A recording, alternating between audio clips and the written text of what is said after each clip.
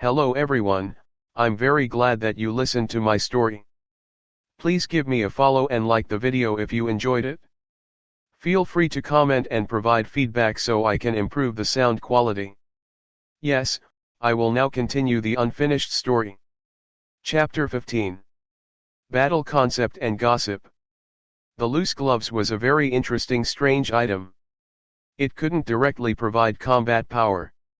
However, if it was used properly, the value of this glove might even exceed the sum of the other items. The negative side effects were also within an acceptable range. When he didn't need it, he would just throw it in a corner. He sorted out the spoils of war. While Matthew was impressed by Fine's wealth, he also reminded himself, the man didn't even have the chance to use so many of his tools. It can be seen that whenever you fight with others, no matter how well prepared you are, there is a risk of sudden death. Matthew was a risk-averse person, and he was slightly tired of fighting. At least for now, he was willing to avoid most of the battles that could be avoided. If it weren't for the fact that the arsonist and the evil priest were threatening his development resources and he had the bone dragon, he wouldn't have taken the initiative to attack. But he also knew that avoiding battle would not solve all problems. Therefore, he had no choice. How to protect himself in future battles became the most important thing.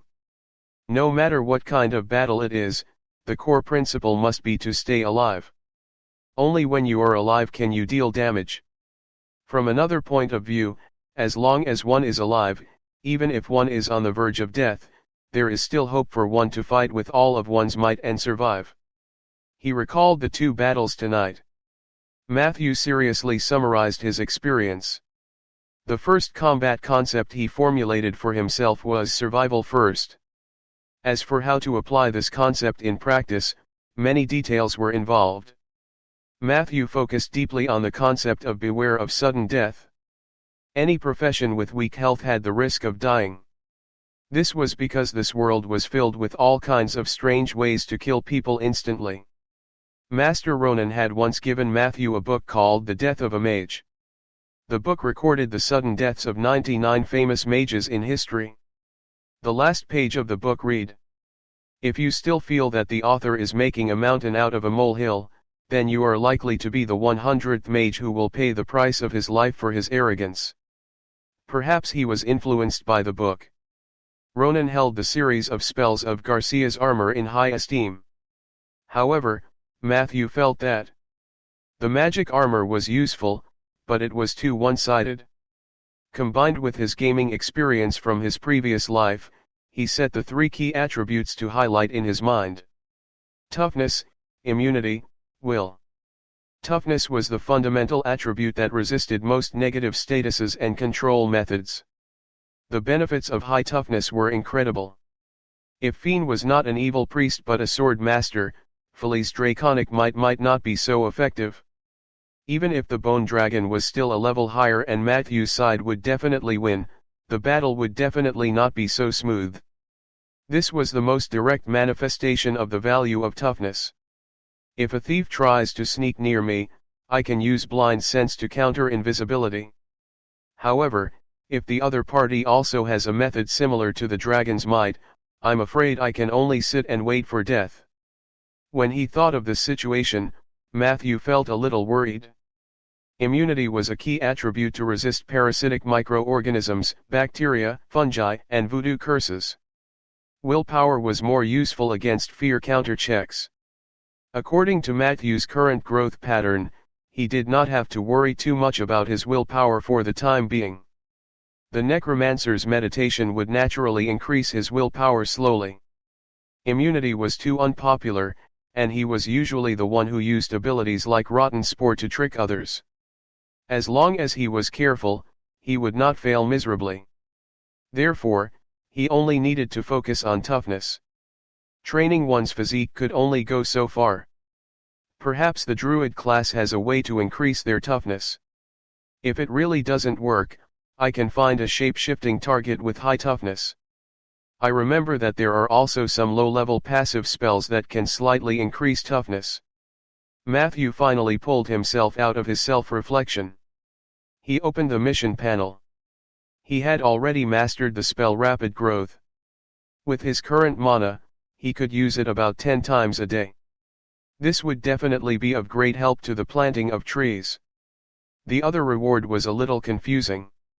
Entrance ticket to the Moonlight Society, consumable.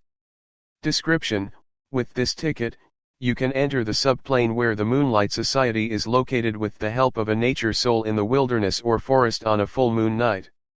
Matthew knew that the Moonlight Society was similar to the Druid school of magic. But was it really useful for him? Even if a certain nature soul was willing to help him enter the Moonlight Society, would he, a necromancer, really be accepted? Why don't I just give it a try? Perhaps it could work. He didn't have much hope. At the bottom of the mission panel, the Taiji symbol underwent a significant change. The gray energy on the left side increased by a large margin and jumped to about 3/4 of its original size. The green energy on the right increased just a little bit more. According to Matthew's previous experience, after he planted 4 or 5 trees, the gap would be filled. He was looking forward to the changes after the energy bar was full. Matthew woke up early and went to the oak forest to work. However, after half a day, he had planted a few trees, and the energy had also increased to the maximum. However, the expected change did not come. This made Matthew think in disappointment, do I need other conditions to trigger it, or do I just need more time? He did not hesitate for too long. After all, planting trees was his job. He was already very satisfied with the 10 points of XP he could get from each oak tree. In the afternoon, Matthew went to Seaver Public School and the Public Security Bureau. For the former, he went to the principal's office to ask for leave, while for the latter, he went to Blake to explain the situation at the farm to him. The matter of taking leave went smoothly. Matthew had connections, to begin with. Not only did the principal agree quickly, but he also asked him about his well-being. As for Blake, at least from the reactions of the others, he had done a good job of keeping it a secret. The people from the Public Security Bureau greeted Matthew as usual. It seemed that they did not associate Matthew with the necromancer from last night. The two of them communicated closely in the morgue for a long time. You don't know how chaotic the situation was yesterday. I tried my best to appease my team members and sent someone to inform the other team that they could return to the city. In the end, as soon as I arrived at the town, I was told that the Lord had disappeared. It's very likely that he went to find the kidnappers alone. At that time, all of us were stunned. I hurriedly handed Sif over to the people from the Liege's mansion and prepared to lead the team to the ghost castle again. After walking for a few miles, the feudal lord actually returned by himself. Later on, I found out that Mr. Zeller had a way to contact the lord. After knowing that Sif was fine, he came back. However, I still brought some people to take a look at the barren mountains in the middle of the night. The environment there is very scary. The fog on the castle sinks to the mountainside.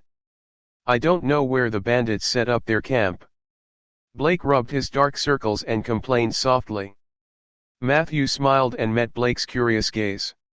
He said casually, their camp is halfway up the mountain in the valley. The kidnappers died on the spot before the fog sank. Blake was instantly dumbfounded. You're too amazing. Matthew shook his head. He chatted with Blake for a while before leaving the security office.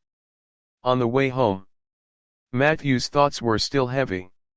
It seemed that the incident last night had come to an end. However, there were still many doubts and possibilities. First, the order of calamity. From the contents of the letter, it seemed that Fiend was just a shepherd, and his influence was limited to Rolling Stone Town and the surrounding cities. Although he had destroyed the entire evil priest camp in one go, it was hard to guarantee that the others from the Order of Calamity would not return. Secondly, there was a high chance that the Suki family had spies from the Order of Calamity. According to Blake, Sif was kidnapped when she went to the countryside to play. The route she took was very secretive, and no one knew except those close to her. If this spy were not found out, they would always be a hidden danger. Fiend also mentioned the uniqueness of Sif's bloodline. This made Matthew curious and uneasy. Third, Fiend had mentioned in the letter that the Archmage Ronan was trapped in the astral world. At first, Matthew didn't care. He thought it was nonsense. However, he had just heard from Blake that Ronan had not appeared for more than a year. Not only in Rolling Stone Town, but even Jewel Bay, where he was stationed, had been in a commotion recently. There were several major events that had happened, but Ronan had not appeared. This was inevitably worrying.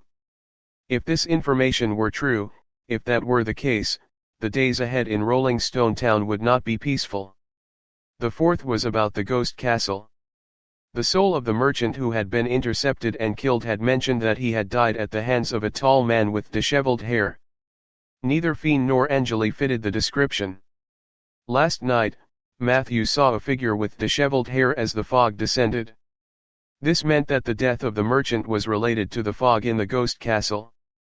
However, his corpse was found by the farmer on the road not too close to the ghost castle. This was very intriguing. So last night, was it Fiend's curse creation that stimulated the creation of the fog? Or was it caused by someone else? Is it because Great Wizard Ronan is trapped in the astral plane that the evil creatures in the ghost castle are about to make a move? The more Matthew thought about it, the more his head hurt. Until dinner time. His thoughts were restless. Tonight's dinner was tomato cream soup, black pepper steak, and cloves egg tart. Peggy's cooking was still superb. However, Matthew had a poor appetite. What's wrong? My dear Matthew, are you finally in your lovey-dovey state? Tell me, which girl is it that makes you so hungry? It can't be Sif, right? She's your student. Matthew rolled his eyes. I'm just thinking about the problem. Peggy said seriously, don't think about the problem while eating. This is basic respect for food. People will often take things for granted. Only someone like me who has died once knows how wonderful and luxurious it is to be able to eat like a living person. Matthew was stunned for a moment and said apologetically, "You're right, Peggy." He threw away those thoughts and began to enjoy his dinner. Peggy supported her bony chin with both hands. That's more like it, Matthew. By the way, let me tell you some gossip. I heard it secretly a while ago. This time, it was Matthew's turn to lecture Peggy. Peggy, how many times have I told you not to run around at night just because you have stealth skills? This is very impolite. If you were caught, it would not only be awkward, but it would also be scary. Peggy shrugged. Then do you want to hear the gossip or not? Matthew scooped up a large spoonful of thick soup. Before the sweet spoon could reach his mouth could not help but salivate. Ding, he mumbled. Do you know why the Suki family lord hates necromancers? Peggy said mysteriously, because his wife ran off with a necromancer. Chapter 16. Domain, Oak Tree. This was really explosive news. Matthew quickly put down the spoon, his eyes shining. No wonder I've never heard of the Lord's wife. Are there any more details? That's all I heard. At that time, the adulterous couple couldn't wait to get into it after they finished talking. I thought they would continue talking after that, so I hid under their bedroom window until dawn. But I still got nothing. Matthew scooped another spoonful of soup for himself. What a pity. Immediately after, he reminded her solemnly, next time, don't stay outside until dawn. It's very dangerous. Your stealth skills aren't good enough to come and go in daylight. Peggy nodded and said, you're right. I was almost seen by someone that day. Matthew quickly asked, what happened after that? Peggy said happily, fortunately, the male owner of the house came back at dawn. The house immediately became noisy, and everyone was distracted. I took the opportunity to run out. Male owner. Matthew was shocked. So you were eavesdropping on a couple having an affair? Peggy crossed her arms. Otherwise, why would I call them an adulterous couple? Matthew coughed. Which family is it? Peggy looked at him suspiciously. What, you want to have an affair with the lady too? Matthew almost spat the soup on her face. No, I was just curious. He denied it. Peggy crossed her legs. It's 27 White Narcissus Street in the Craftsman's District. The owner of the house is called Bryce. He's a hard-working shoemaker with a good reputation. The female owner is called Jenny. She was once a maid of the Lord's manor and served the former Lord's wife. Jenny isn't pretty, but she has a smoking bod. Even I have the urge to touch her bones by looking at her. As for the adulterer that night, based on his voice, I could tell that he was a coachman of the Suki family lord. His name should be Dagon. That night? Do you mean this has happened on other nights? Matthew wiped his mouth with a napkin and inadvertently displayed the sensitivity of a druid. Of course, Jenny is famous in the craftsman's area for not rejecting anyone. Her lovers can't be counted on two hands. Peggy's legs were raised higher and higher. But if you want to know, I can also list the names of Jenny's lovers. Thank you, but there's no need. Matthew rejected her. Peggy, it seems that even if you change your profession to intelligence management, you will also be very good at it. Peggy was instantly overjoyed. Matthew, have you finally discovered my excellence? Then when will you give me a raise? I've already used up the soul crystals from last month. Matthew stood up skillfully and inadvertently displayed the indifference of a necromancer. Next time. In the dining room. The Tauren skeleton's roar did not calm down for a long time. The next morning, Matthew deliberately went to the security office again.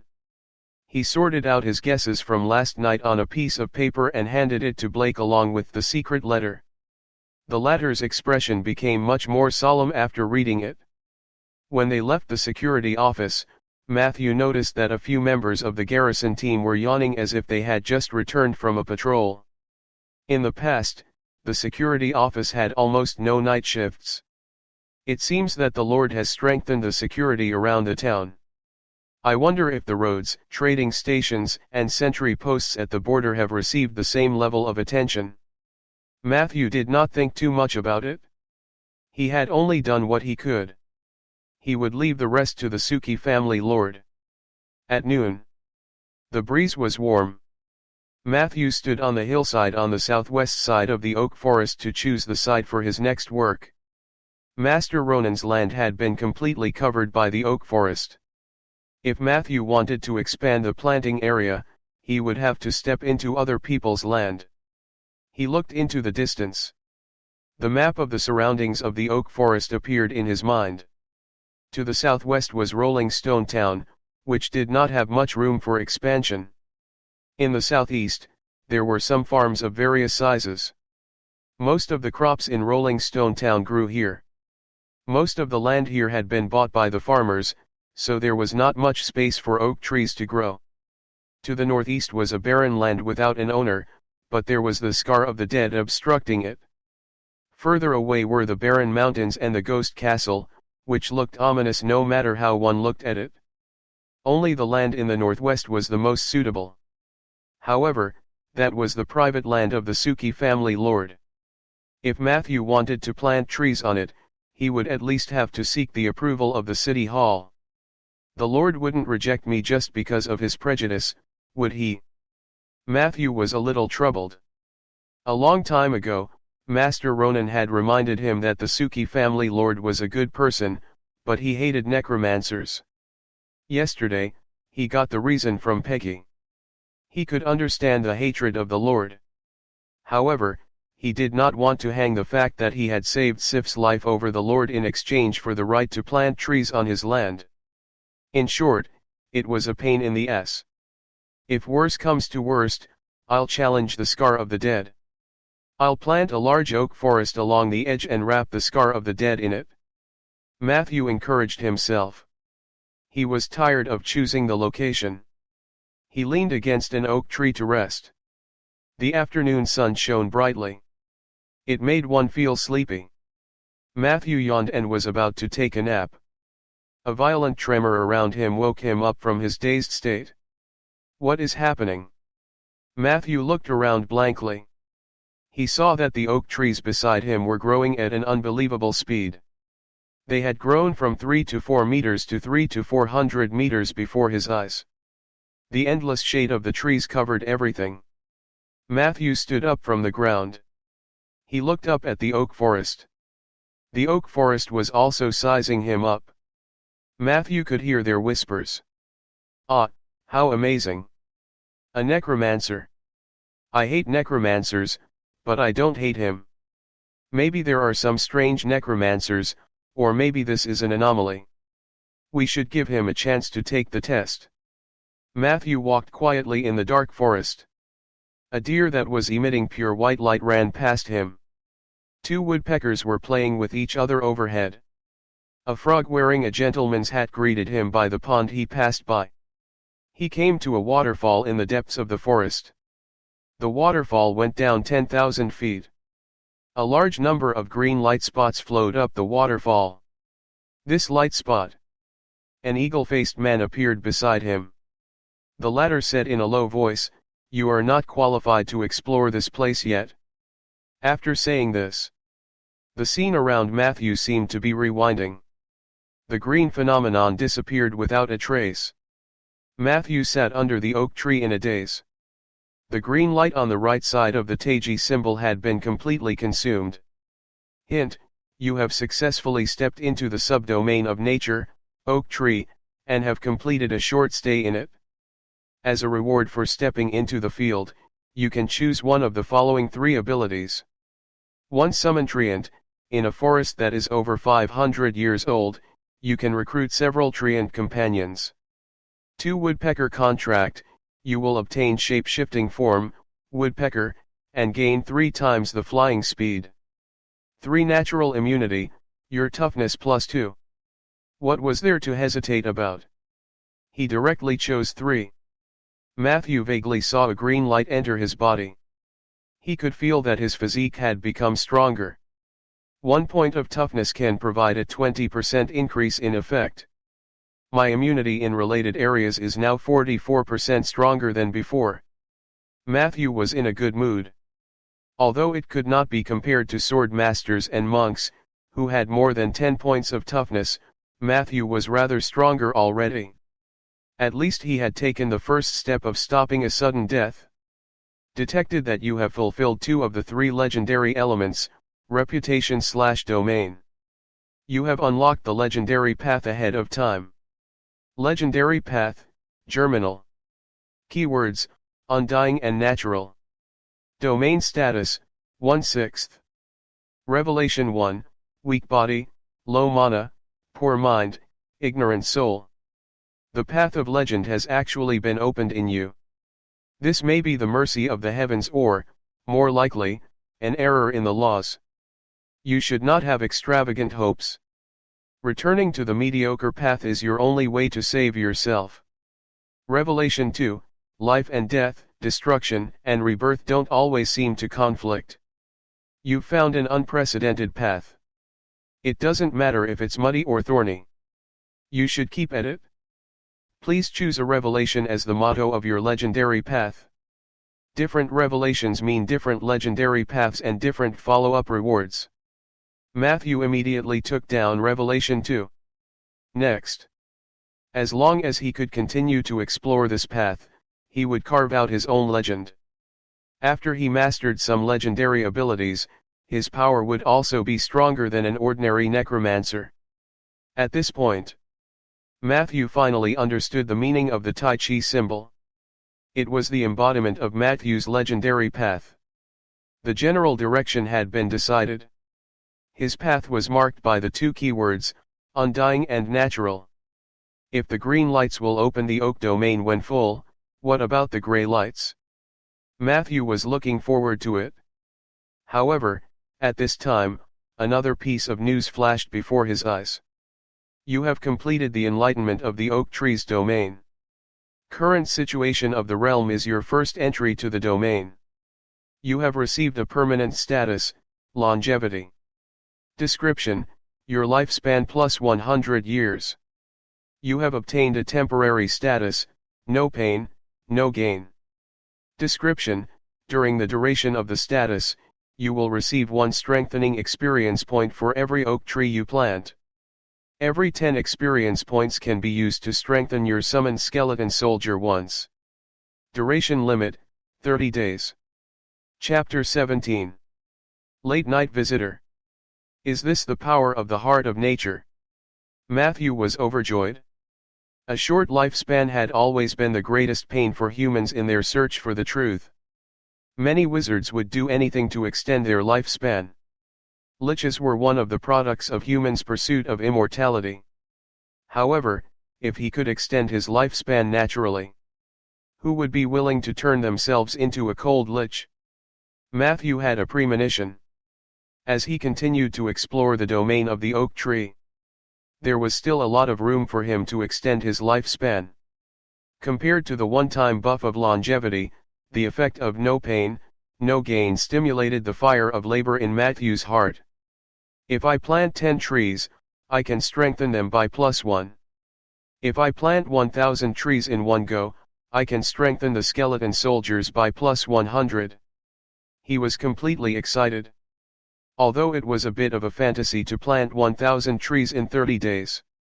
However, as long as they were properly planned, 200 to 300 trees were still possible.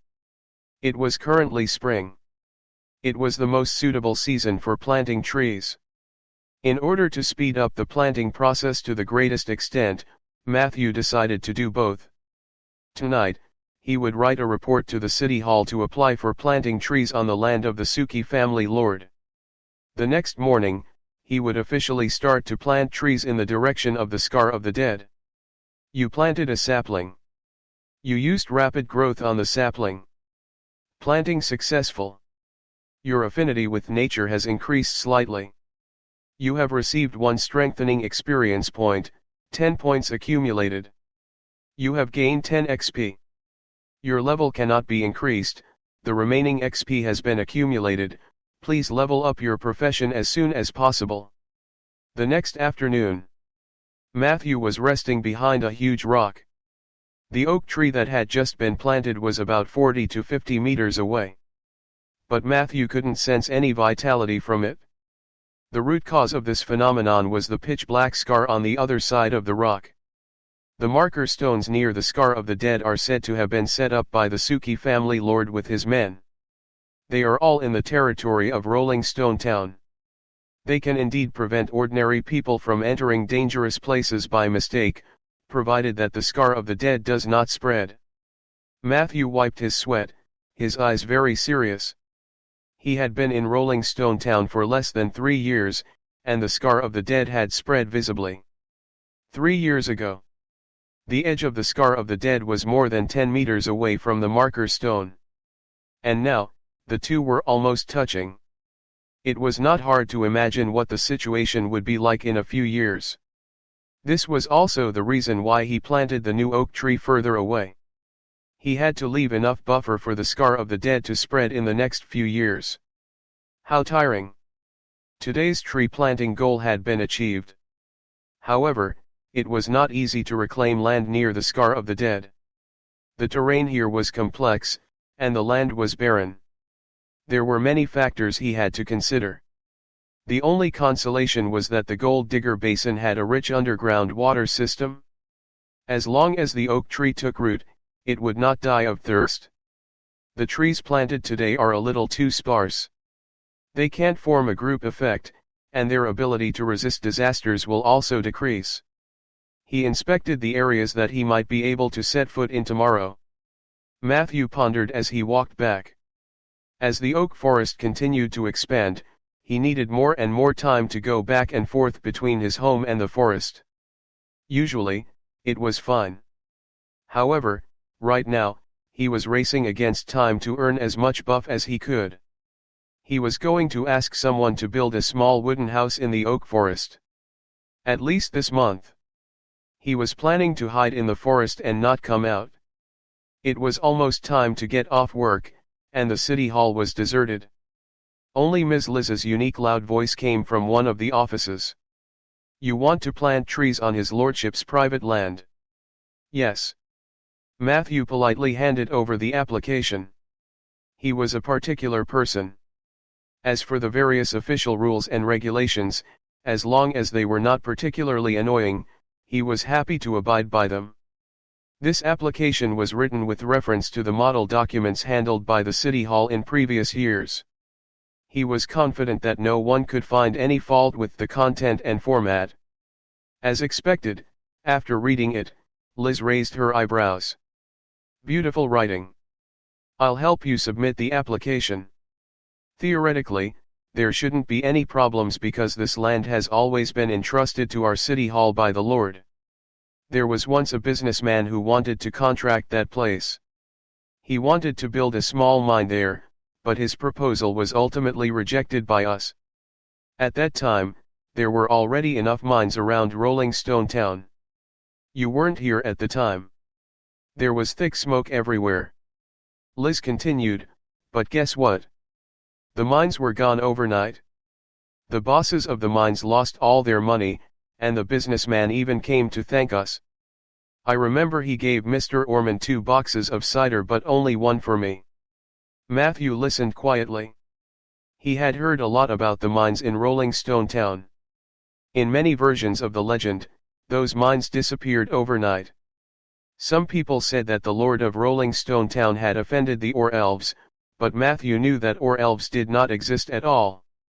Some said that this was a curse from purgatory and that Rolling Stone Town, which had lost its mines, would become poor. But in fact, Rolling Stone Town did not decline because of this. The Suki family lord had established 2 trading posts at the border of his territory, one in the south and one in the north. They took over the trade routes from the southwest and northeast to the hinterland of the human kingdom and the Eversong forest. Business at the trading post boomed, and the economy of Rolling Stone Town also thrived. In recent years, the handicraft industry in the town had developed rapidly, and various small workshops had emerged one after another. There was a faint hint of industrialization.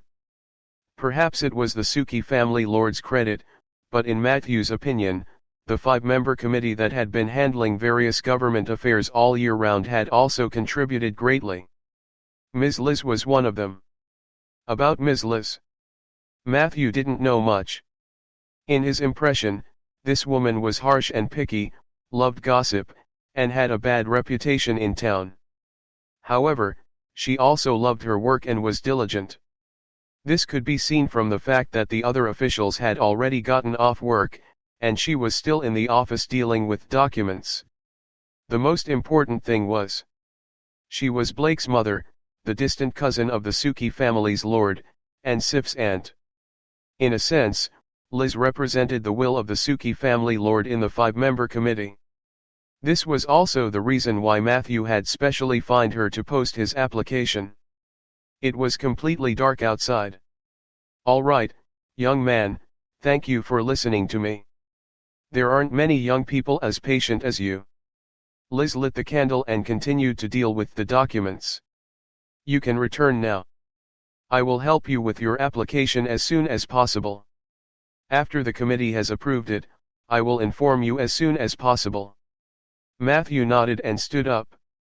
He loosened his muscles and bones, and his body made crackling sounds. "By the way, Matthew, I remember that you are also a necromancer. What do you think of the rumors these days?" Liz suddenly called out to him, her eyes full of gossip. Matthew pondered and said, "You mean the necromancer with the bone dragon? I heard that he almost fought with the town guards."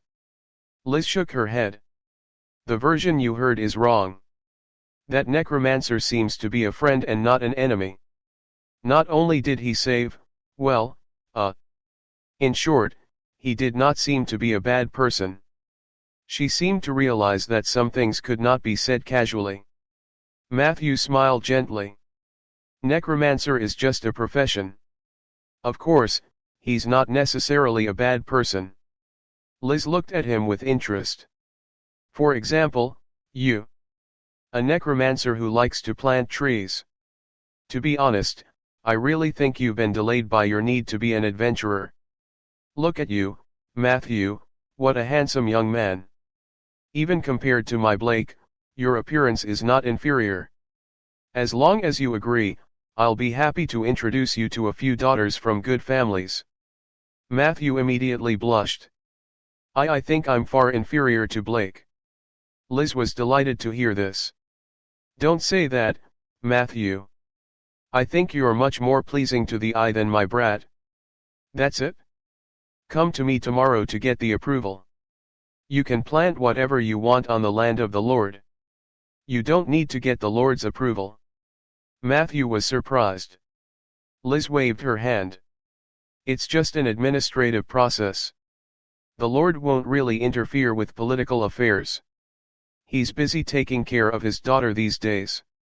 I still have this amount of power. As long as you don't turn that piece of land into a mass grave, you can do anything.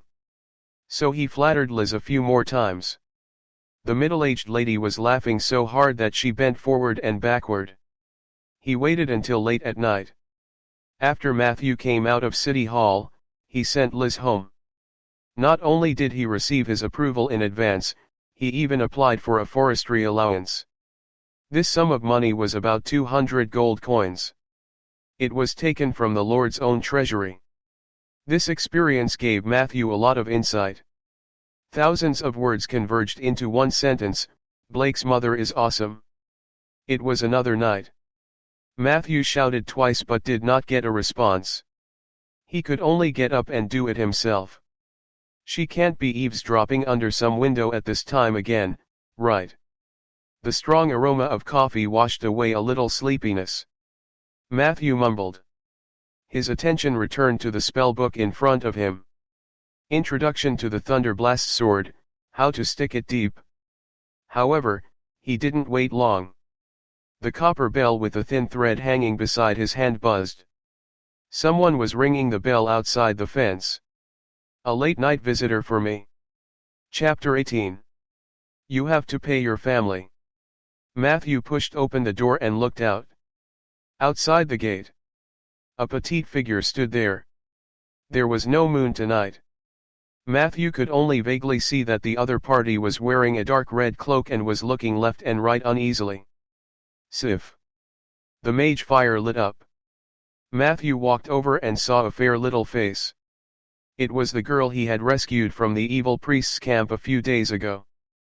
Perhaps it was because she had been running, but Sif's face was red, and her eyes were misty.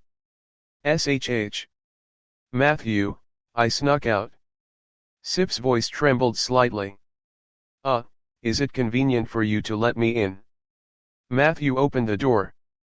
Of course, but isn't it inappropriate for you to do this? He was referring to Sif, who had just been kidnapped. Her safety worried many people in the Liege's residence. If she were discovered sneaking out, it would inevitably cause a big problem. Don't worry. I'm not an insensible rebellious girl. Sif took off the hood of her cloak as she walked inside. I sneaked out after the maids fell asleep. There was a mirror image of me in the bedroom to cover for me. Moreover, I won't be away for too long. I already feel very sorry for making everyone worry so much last time. He led the girl into the living room and sat down. Do you want coffee or milk? Peggy was not around, so Matthew could only serve her himself. Sif smiled and said, milk. I can't sleep well if I drink coffee at night. I haven't slept well these days. The girl held the steaming milk and blew on it gently. Matthew sat silently in front of her. The atmosphere was a little awkward. Hot, it's so hot. Sif took a sip of milk and stuck out her tongue. I'm here to thank you, Matthew. Matthew observed the other party without batting an eyelid. Sif put down the milk and said with amusement, please, don't tell me you think everyone will believe that story Blake made up. At least I know that my savior isn't some big shot from Bien City, but it's you. Matthew thought for a moment and asked, were you sober at that time? Sif blushed and nodded. I was never unconscious. The evil priest had me smell some kind of power. My consciousness was always clear, but I couldn't control my body. She let out a long breath, and her face revealed a deep look of fear.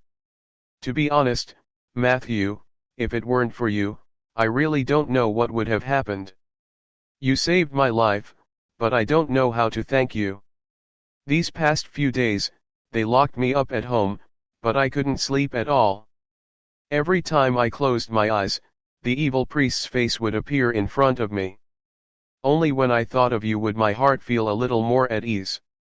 Matthew listened quietly to Sif's confession. Being kidnapped could easily become a person's nightmare. If it were someone with a weak mentality, they would have collapsed long ago. But Sif was obviously different. She only whispered for a while before she put on a youthful smile and said, I really didn't expect you to be so powerful. If the other girls in the school knew about this, I'm afraid that the number of love letters you'll receive during the spring festival will be doubled. But I'm a necromancer, Matthew said calmly.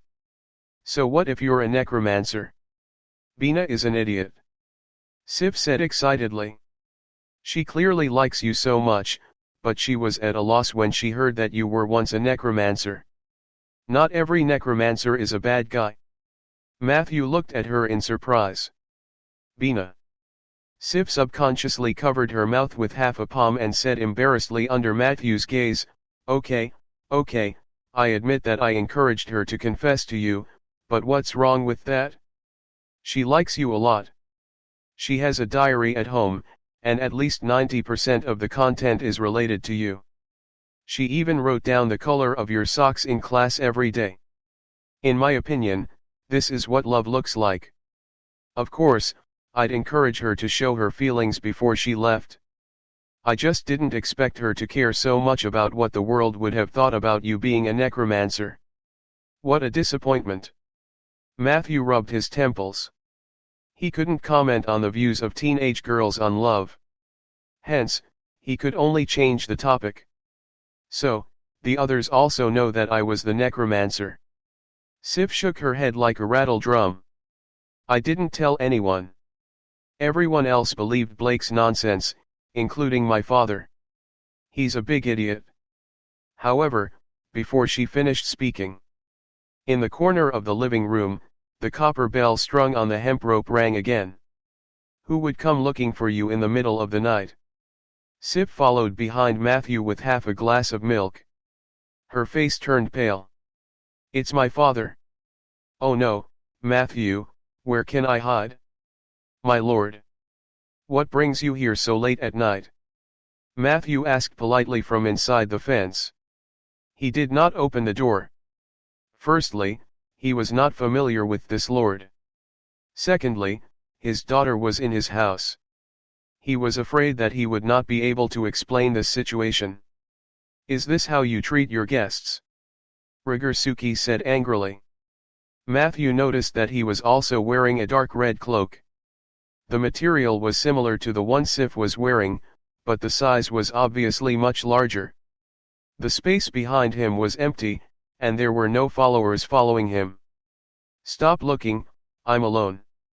Rigur impatiently urged, let's talk inside. Matthew had no choice but to open the door and lead him into the living room. Coffee or milk? He asked. No need. I won't stay here for too long. Rigur's tone was very stiff. Matthew nodded and naturally sat down opposite him. Listen, Matthew. I hate necromancers the most in my life. But my upbringing doesn't allow me to turn a blind eye to my daughter's savior. Rigur gritted his teeth and said, that's why I'm here to thank you. Thank you for saving my daughter. Matthew spread his hands, but, Blake. Who would believe that nonsense he made up? A necromancer from Bien City who happened to be passing by? Coincidentally, they had met once. Even a third-rate bard could come up with a better story than that. Matthew rubbed his temples and was a little speechless. Seeing Matthew's flustered expression, Rhaegar's mood seemed to improve a little. Don't blame Blake. I watched that child grow up. He has never been a good liar. However, you can rest assured that there are no more than 5 people in the town who really know the inside story of this matter. Although I don't know why a powerful necromancer like you would hide in my territory, we will keep your secret. Matthew looked straight at Rhaegar. I'm curious. Even if you can tell that Blake is lying, why are you so sure that it's me? Maybe he really knew some powerful necromancer. Rhaegar sneered and then said seriously, I saw you the other day. Our Suki family has a certain purgatory bloodline, so we also have some secret abilities. In any case, I can be certain that it is you. Actually, he didn't want to keep it a secret. He just wanted to keep a low profile. All right, Matthew, let's cut the crap. You can make a request of me. I'll definitely fulfill it within my ability. Rhaegar stared at Matthew with an unfriendly gaze. I don't want to owe a necromancer a favor. Matthew thought for a moment and decided to mention that he wanted to plant trees on the land in the northwest. Although Liz had already helped him settle this matter. But Matthew was a very particular person. After all, that piece of land was Rhaegar's private land. In order to avoid unnecessary disputes, it was better to confirm it with this lord when there was a chance. Just planting trees. Rhaegar frowned. Matthew looked at him with an open gaze. 1 or 2 bodies might be buried there. A look of deep disgust flashed across Rhaegar's eyes. As expected of an annoying necromancer. But you did save Sif's life. I'll give you that piece of land. From now on, we're even. Matthew was a little surprised. Without waiting for him to speak, Rhaegar stood up immediately. Remember, necromancer. I don't owe you anything in the future. Also, I want to give you a piece of advice. Stay away from my daughter. After saying that, he glared at Matthew fiercely and then went out by himself. He slammed the door shut. The footsteps faded away. Sif's little head popped out of the kitchen. She looked at Matthew with a worried expression. Oh no, Matthew, are you really going to stay away from me? Matthew looked at her in amusement. He said it on purpose for you to hear. Don't make things difficult for him. Sif looked surprised. So Matthew led her to the window. Outside the fence, illuminated by the mage fire, the middle-aged man in the dark red cloak was still standing at the door. He's waiting for you. Perhaps he's been secretly protecting you ever since you came back. His eyes were bloodshot. He probably hadn't slept for the past few days. Matthew said gently, he is a good father. Sif's eyes instantly turned red. She pursed her lips and whispered, I know, I always knew. After Mom left, he was sad for a long time. I'm sorry, Matthew. He doesn't mean any harm to you. Matthew smiled, indicating that he didn't mind. Sif was silent for a while, then waved her little fists in front of her chest. I'll think of a way to help him undo the knot in his heart. I know my father is a good person, but I don't want to alienate you because of this. Matthew, do you understand what I mean? The girl looked up at Matthew. Her eyelashes trembled slightly, and her eyes were bright. Matthew did not speak. A voice came from the kitchen. You can try to find yourself a stepmother. People say that only new love can soothe the pain from an old love. Sif looked at the skeletal Tauren in surprise. Matthew, is this your summoned creature? Sif whispered. Matthew noticed that there was more curiosity than fear in her eyes. So he introduced, this is Peggy. Yes, she's my family. Peggy was delighted at first. Then, her face darkened. Thank you, Matthew, but I have to remind you that you still have to pay your family for her services. A week later. Deep in the oak forest. In a newly built wooden house. Matthew sat by the wooden bed and looked at his latest work. No pain, no gain, accumulated 83 strengthening experience points. 8 strengthening opportunities. Please choose the skeleton you want to strengthen. Chapter 19. Skeleton Soldier. In the past week, Matthew's life was busy and fulfilling. Planting trees during the day. At night, he would meditate and learn spells. He even found time to find someone to build this small house in the forest. The house was not big, but it was well equipped. In addition to the necessary functional areas, the two carpenters also built a small attic and a beautiful fence for him. Matthew sat on the wooden bed. There was a faint fragrance between his nose and mouth. He vaguely felt that the green energy in his natural legendary path had increased slightly. As for the progress of the undying path, it had halted. This might be related to the fact that he had not summoned many undead creatures or killed any recently. However, Matthew was most excited about the strengthening. There's no hurry. I've already endured for so many days. Let's wait for the sky to turn dark. Matthew looked out the window. The faint yellow sunlight was gradually dimming. Even though few people came to this forest, he still maintained the habit of summoning skeletons at night. It wasn't that Matthew was afraid of being disturbed. He simply didn't want to scare the ordinary people in the town. Half an hour later, Matthew walked out of the wooden house. The warm night wind brought the laughter of the oak trees. Matthew opened the cellar lid of the skeleton cellar and woke up the 12 skeleton soldiers one by one. The skeleton soldiers finished assembling. Under the hazy moonlight, Matthew carefully examined the skeletons. He wanted to choose the best one to strengthen. In fact, Matthew had wanted to strengthen Peggy at first. After all, she was at profession level 9, and the two of them had been together for many years, so they had a tacit understanding.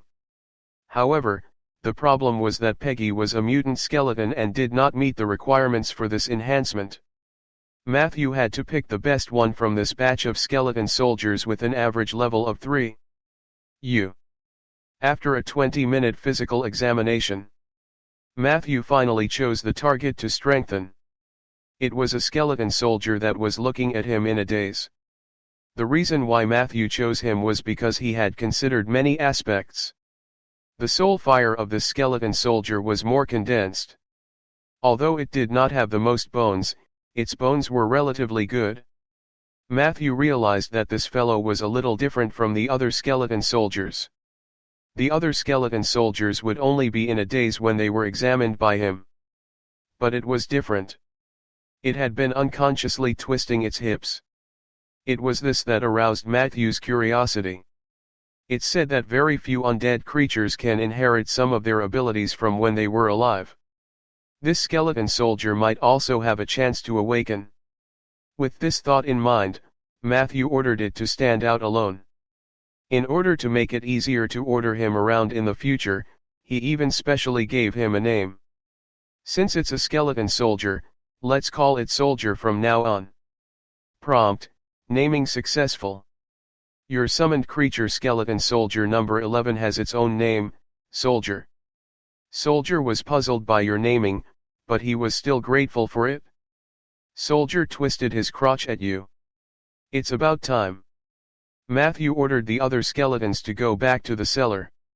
Then, he glanced at the summoning panel. Name: Soldier. Race: Skeleton, LV3. Attributes: Strength 14/Constitution 8/Agility 14/Intuition 4/Intelligence 4/Charm 4. Characteristics: Fear immunity / disease immunity / undead race. Ability: Step back. High agility and strength. Matthew raised his eyebrows. He tried to invest 10 strengthening points into Soldier. Enhancement successful. Soldier's level had increased to level 4, and his overall attributes had received a small increase. Soldier received the enhancement keyword Beginner Enlightenment. Beginner Enlightenment, White, your summoned creature has the intelligence of a 5-year-old child and can understand some of your simple commands. Strengthening can upgrade the summoned creature, increase its overall attributes, and impose keywords of different grades on them. Matthew was an experienced gamer. He could tell the general direction of the system at a glance. He strengthened Soldier again. Enhancement successful. Soldier received the keyword Short Weapon Specialization. Short Weapon Specialization, purple. Your summoned creature is good at using short weapons. When it uses a short weapon, its attack speed, attack power, and critical hit probability are increased by 30%. Matthew no longer hesitated and strengthened it with all his might. The next 3 attempts were all successful. The rewards were 2 good keywords and a level increase. Weakness Observation, blue. Your summoned creature can identify the enemy's weaknesses before and during battle. Assassin Mode, blue. Your summoned creature has activated the Assassin Mode. Agility +2, and learned the Assassin's abilities Stealth and Sap. I didn't expect you to become an assassin with some twitches of your hips. Matthew looked at Soldier with interest. He wondered if it was the effect of beginner's enlightenment. He noticed that Soldier's soul fire had become more solid. There was also a hint of nostalgia and respect in the eyes that looked at him. Hence, Matthew struck while the iron was hot and continued to strengthen it. Enhancement failed. Soldier received the keyword Bone Loss. Bone Loss, gray. Your summoned creature's HP is reduced by 10%. Would a failed enhancement result in negative keywords? Matthew was deep in thought. This was not unusual. The results of the next 2 times were normal. 1 upgrade and a purple keyword. Dirty Trick, purple, prerequisite keyword, Weakness Observation. Your summoned creature is good at using underhanded moves including but not limited to crotch attack, sand toss, and return spear. Dirty Trick is actually purple grade. Soldier looked at him innocently.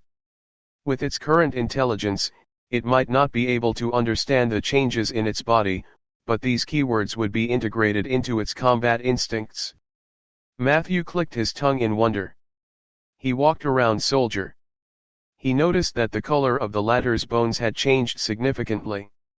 The gray bones that had occupied most of his body had disappeared, replaced by white and even silver bones. Gray bone, white bone, silver bone, gold, diamond. The classification of skeletons flashed through Matthew's mind. Soldier was now a skeleton assassin. Of course, it couldn't be compared to a golden skeleton with extraordinary talent like Peggy. However, it was not to be underestimated. Enhancement successful. Soldier obtained the legendary keyword Sword Dancer. Sword Dancer, gold. Your summoned creature has awakened part of its strength from when it was alive. Assassin mode has been replaced with the rare profession Blade Dancer mode. Soldier gained new abilities, Blade Dance, Funeral Dance, and Dark Night Cloak. A golden legendary keyword. Matthew's eyes immediately lit up. After this enhancement, Soldier's temperament had obviously changed. The bones on his body flickered with a silver light, and almost in an instant, all of them turned silver white.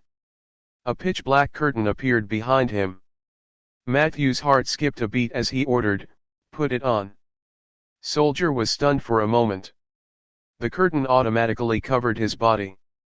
Soldier disappeared without a trace. Your summoned soldier has used Dark Night Cloak. Matthew closed his eyes and activated his blind sense. He could sense that there was an invisible unit near him, but he could not know its exact location. He was clearly right in front of me. Matthew asked Soldier to turn off the Dark Night Cloak. The invisibility effect of this ability was too shocking. After all, Philly's blind sense was supposed to be the nemesis of invisible units. It seems that I have to be careful in the future. Not all invisible units can be detected by blind sense. But now, the more Matthew looked at Soldier, the more satisfied he was. In time, this guy's strength would definitely not be inferior to Peggy's, and it might even surpass the Bone Dragon. I wonder if there are any higher level gold legendary keywords. Matthew subconsciously wanted to strengthen it again. However, he suddenly realized that he had used up all the strengthening opportunities. He smiled bitterly and patted his cheek. Now, he finally understood why the mobile gacha game was so popular in his previous life. Since the Dark Knight cloak wouldn't consume any of Soldier's energy at night, Matthew arranged for him to patrol outside his house in stealth mode.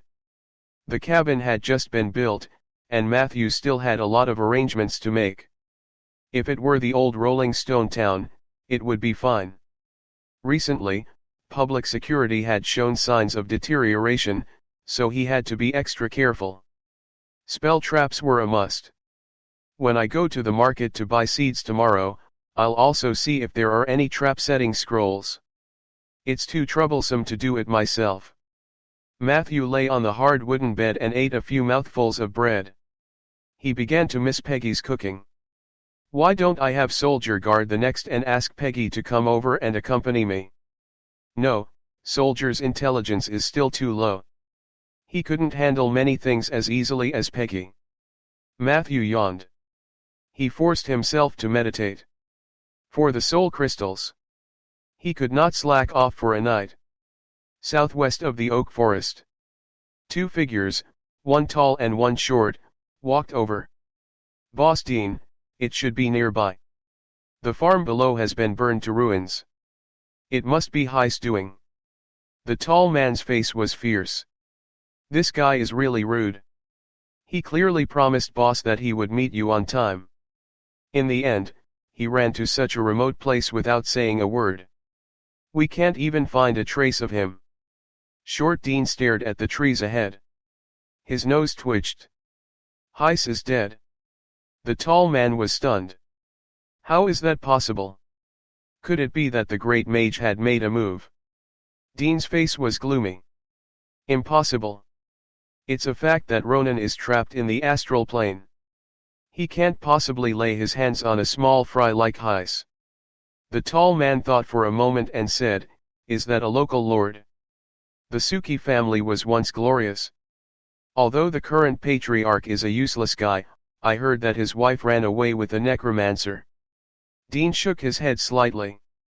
The two of them silently stepped into the oak forest. Heist's corpse is buried here. Dean looked gloomy. Buried in the woods? Who would do such a wicked thing? The tall man looked around. He suddenly pointed into the distance and said, Boss, look. There's a small wooden house over there. Chapter 20. Craftsman Protection Association. Boss, look. There's a small house over there. As he spoke, he was about to walk over. Don't go over there, Mobley. Dean suddenly shouted at the tall man to stop his rash action. Follow me immediately. Dean said as he quickly retreated out of the forest. Mobley didn't understand, but he still followed Dean obediently. They continued until they completely left the forest. Mobley couldn't help but ask, why should we retreat? If it were up to me, we should set fire to this place. I can feel that this place is full of vitality. If this fire is strong enough, we might be able to advance a lot on the path of legend. Dean was also moved. He shook his head. I've told you and the others in the Brotherhood many times. The most important quality of an arsonist is restraint. It is easy to surrender to the burning desire, but we need to restrain it. Look closely at this forest. It's obviously newly cultivated. And that hut. I just sensed the scent of a domain in the forest. This meant that there was at least a powerful druid nearby, and Heist was probably killed by him. Before I know his level, I don't want to fight a high-level druid in his domain. Mobley scratched the back of his head and said disapprovingly, but I've never heard of any powerful druids in Rolling Stone Town. Dean looked at him. The intelligence needs to be updated. We'll stay outside tonight and enter the city tomorrow to collect intelligence. After making sufficient preparations, we'll formulate a plan and then take action. Do you understand? Mobley said resentfully, Alright, alright. You're the boss. I'll listen to you. The two of them went around the oak forest. They gradually disappeared into the night. At the edge of the forest, Matthew's figure quietly appeared. On his shoulder, an oak tree fairy was chattering about something. These two people are not good people. It was very likely that they were Heist accomplices, members of the Silverfrost Brotherhood. Matthew glanced at the mission panel. The progress of the maintenance mission was not updated. In his opinion, the system was not omnipotent. Perhaps only after he had collected enough information would the mission progress be updated. In comparison, he was more willing to trust his intuition. Did you remember what those two looked like? Matthew asked the fairy on his shoulder. The latter revealed a smug expression, then rubbed Matthew's earlobe hard, revealing an extremely enjoyable expression. Security Bureau. Two lifelike portraits were placed on Blake's desk. Blake was still eating breakfast. When he saw Matthew, he wiped the breadcrumbs off his beard and hurriedly asked, "Is there something wrong with these two?" Matthew nodded. "They might be related to the farm fire." Blake stared at the portrait. "I understand. I'll mobilize people to follow them secretly. If there's really something wrong with them, I'll take them down. But today is the first day of the spring festival market. There are many people in the town, so I have to prioritize the safety of the people." Matthew expressed his understanding. He was not worried that Blake would not be a match for the two of them. The captain of the garrison team was already a peak tier 3 warrior at a young age. It would not be difficult for him to fight Heist alone. Moreover, he had many members with excellent weapons and complete equipment. It was common knowledge that if no magic professions were involved, in a situation where warriors were fighting each other, it would always be an irrefutable fact that the party with more people and better equipment would win. Although Rolling Stone Town was a poor and remote place, it never lacked elite warriors. After all, the Suki family lord was a level 4 warrior himself. The only thing lacking here was spellcasters. These two paintings are not bad. Can you introduce the artist to me? Blake said as he looked at the two portraits. Matthew couldn't help but tease. Oak fairies are probably the most picky creatures in the world when it comes to appearance, and their princess has the strictest eye. They prefer handsome young men. As for you, Blake, you look at least 40 years old. Unless you shave your beard, they might not even want to see you. Blake was instantly displeased. Hey, don't talk nonsense, okay? When I went out this morning, my mother even praised me for being very energetic. And what's wrong with my beard? Don't you think it makes me look manly? As for my age, I'm only 24 years old this year. The same age as you, Matthew. Matthew shrugged. Say hello to Ms. Liz for me. He then left the security office. Trade area. Farm Produce Street. Today was the opening day of the Spring Festival Market. The residents of the farms and villages around Rolling Stone Town had gathered here. The streets were crowded with people. Matthew squeezed through an ox cart full of white radishes and lettuce leaves. He arrived at a corner of the market. Under the shack, a young man with long hair was glancing at the waists of the people passing by with flickering eyes. Jeff. Stop looking. No one can save you if you steal again. Matthew slapped him on the shoulder. Jeff was shocked. Matthew, is that you? I don't intend to steal anything. I'm just looking. Chapter 21. He explained. Seeing that Matthew did not have the intention to argue with him, he heaved a sigh of relief. It's still an oak seed, isn't it? That's right, growth green liquid is out of stock. The druid from before is missing, and I haven't found a new source of stock for it. Jeff was a traveling merchant. He wandered between Rolling Stone Town and Guardian Highland, selling the specialties of both places for a living. The price of his goods was fair, but his hands and feet were not clean. He was caught stealing several times. The last time he was arrested, he should have been sentenced. It was Matthew who found Blake to help him. At that time, Jeff was so grateful that he expressed that he would never steal again. However, Matthew did not trust him. If it were not for the fact that there were very few merchants coming and going to the Guardian Highlands, and the oak seeds he needed were only available to the Druids there, he would not have interceded for him. As usual, he picked up 2 small bags of seeds. Matthew flipped through it and frowned. The quality of these seeds isn't very good. Is that so? No way. Jeff was a little nervous. I told them that I wanted the best seed. The fat man told me that this was from the Druid Church and that the quality was definitely excellent. Damn it, I knew that humans' words couldn't be trusted. He had already stepped into the oak tree domain, so he could naturally sense it clearly. These seeds were full of vitality on the surface. However, its interior seemed to have been violently destroyed by a force. Less than 1/10 of the seedlings would sprout. The quality of the seeds was on a completely different level from the ones Jeff had provided previously. You bought it from a human merchant in the Guardian Highlands. Matthew pondered. Yes, I just told you. The druid from before is missing. There seems to be some trouble in the forest over there. Matthew, don't tell me you don't want this batch of goods. Then I might really have to go back to my old job. Jeff said with a long face. Matthew glanced at him rudely. Suit yourself, but no one will care about you if you get caught next time. Even so, Matthew still accepted the goods at a price 20% lower than the market price. After all, no one in Rolling Stone Town would buy oak seeds except him. This was the first time that Jeff had made a mistake.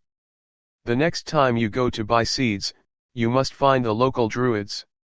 The humans there are no different from us. It's too common to pass off inferior ones as good ones. Matthew warned after the deal was over. I understand. Unfortunately, I can't tell the quality of the seeds. But there's news about the book called Germination, Jeff said regretfully. If you need it, I'll buy that spell book directly next time. The druid's germination spell could speed up the sprouting of seeds. Mastering this spell would greatly increase the efficiency of planting trees. After all, the steps of planting trees were closely linked. If one segment were affected, the overall efficiency would drop. Oh, right. Matthew was about to leave, but he suddenly remembered Jeff's dark history, so he asked, "Do you know how to pick locks?" "Yes, but I haven't done it for a long time." Jeff replied. "Can you open this lock?" Matthew handed over the psalm. Jeff took the spell book, knocked on the steel lock, listened for a while, and then shook his head. "I'm afraid not. This is a compound lock. I definitely can't open it with my skills. But I can find an axe to help you split it." Axe? What a joke. In that case, the spells recorded in the book would most likely be destroyed. No thanks. Matthew calmly put away the spell book. Jeff looked at the silver book reluctantly. "Why don't you try the Craftsman Protection Association? They also have locksmiths there." Craftsman Protection Association. Matthew knew that there was such an existence in Rolling Stone Town, but he was not familiar with it. His wooden house was built by someone recommended by Blake, so he did not put too much effort into it. Yes, an organization led by Mr. Richard. It is said to protect the legitimate rights and interests of craftsmen.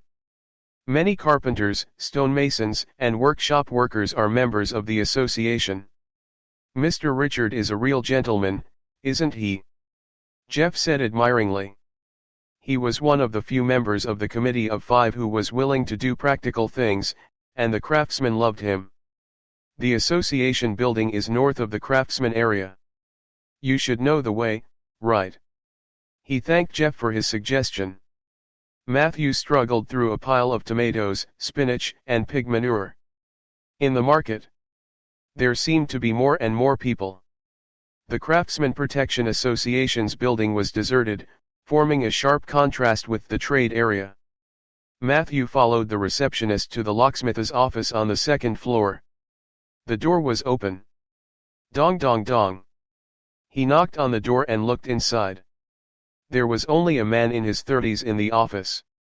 The man was dressed like a gentleman, sitting upright and reading a thick book. "Mr. Richard. I thought this was where the locksmiths gathered." Richard put down the book and joked, "So, is it not Mr. Matthew? The man who is only one step away from becoming an outstanding citizen. Please come in." "You're right. This is indeed the locksmith's room, but they're all at the trade area now. It's the spring festival, you know." Matthew nodded slightly. He was about to leave. "Do you need someone to unlock something?" Richard suddenly asked. What kind of lock is it? Household or?" Richard asked hesitantly. Matthew simply took out the defensive psalm. The compound lock of a magic book. Richard's eyes were very vicious. "Heh, did you accidentally lose the key?" Matthew said frankly, "It's not that complicated. It's just that I'm its new owner." Richard nodded thoughtfully. Then, he maintained this position for a long time. Matthew was a little puzzled. Then, he stammered. Bring it over. I'll help you open it." Matthew handed the book over without hesitation. Richard had a good reputation in the town, so he wasn't worried that Richard would steal his spell book. However, the other party's behavior was indeed a little strange. Could it be that he's an amateur in the art of lockpicking, but he's not skilled enough and is afraid that I'll blame him if he breaks it? Richard's fingertips had just touched the steel lock of the defensive psalm. However, he heard a paw sound. The lock actually opened automatically. In the office. It was quiet. "What? Your lock was originally unlocked? You sure are careless, Mr. Matthew," Richard said with a smile. Matthew stared at him silently. Half a minute later. "Maybe it was just luck. It seems to have opened by itself." A trace of regret flashed in Richard's eyes. Matthew was still organizing his reply when Richard said, "Then, I suppose I'm your lucky charm. How about you treat me to a drink at Green Vine Bar?" "All right," Matthew replied. Then, he glanced at the system notification. Observation: Richard has used Omnipotent Hands to open the defensive psalm for you. Remark: Omnipotent Hands, Tier 5 Thief ability. Able to unlock 95% of physical locks and 60% of magic locks below Tier 5. Chapter 22. Hidden Talent. Omnipotent Hands, Tier 5 ability. Matthew's eyelids twitched. This meant that the elegant gentleman in front of him had at least level 17 in his profession. Furthermore, it was the rogue profession that was extremely difficult to master. No wonder he could appear behind him without warning the last time they met. At that time, Matthew thought it was that Bina's confession had distracted him. When he walked out of the association building, Richard seemed to notice Matthew's absent-minded expression. He looked at the celebratory crowd that was squeezing in from the neighboring district. There was a young man dressed exaggeratedly, walking on stilts. He kept swaying left and right, greeting the pedestrians on both sides. His movements were extremely clumsy, as if he could fall at any moment. "Nothing, I'm just a little emotional. Rolling Stone Town is really full of hidden talents," Matthew said as he looked at the young man who was standing on his legs. "Isn't that so?" Richard smiled and made way for the two playing children. Then, he turned around and glanced at Matthew. After all, a bone dragon is not something an ordinary person can control. Green Vine Bar. In a booth near the corner of the back door. The young bartender happily served the drinks. "Hello, 2 cups of pig-eating wine. Today is the spring festival. Old Barry will give everyone a cup of sparkling sweet water for free." Richard elegantly took a sip of the light green wine. Then, he said to Matthew, I still remember the first time I came here. I didn't know what a wonderful alcoholic drink, pig-eating wine, was. When old Bill recommended it to me, I thought he was teasing a foreigner like me. Matthew also raised his wooden cup and took a sip. This was a specialty of Rolling Stone Town.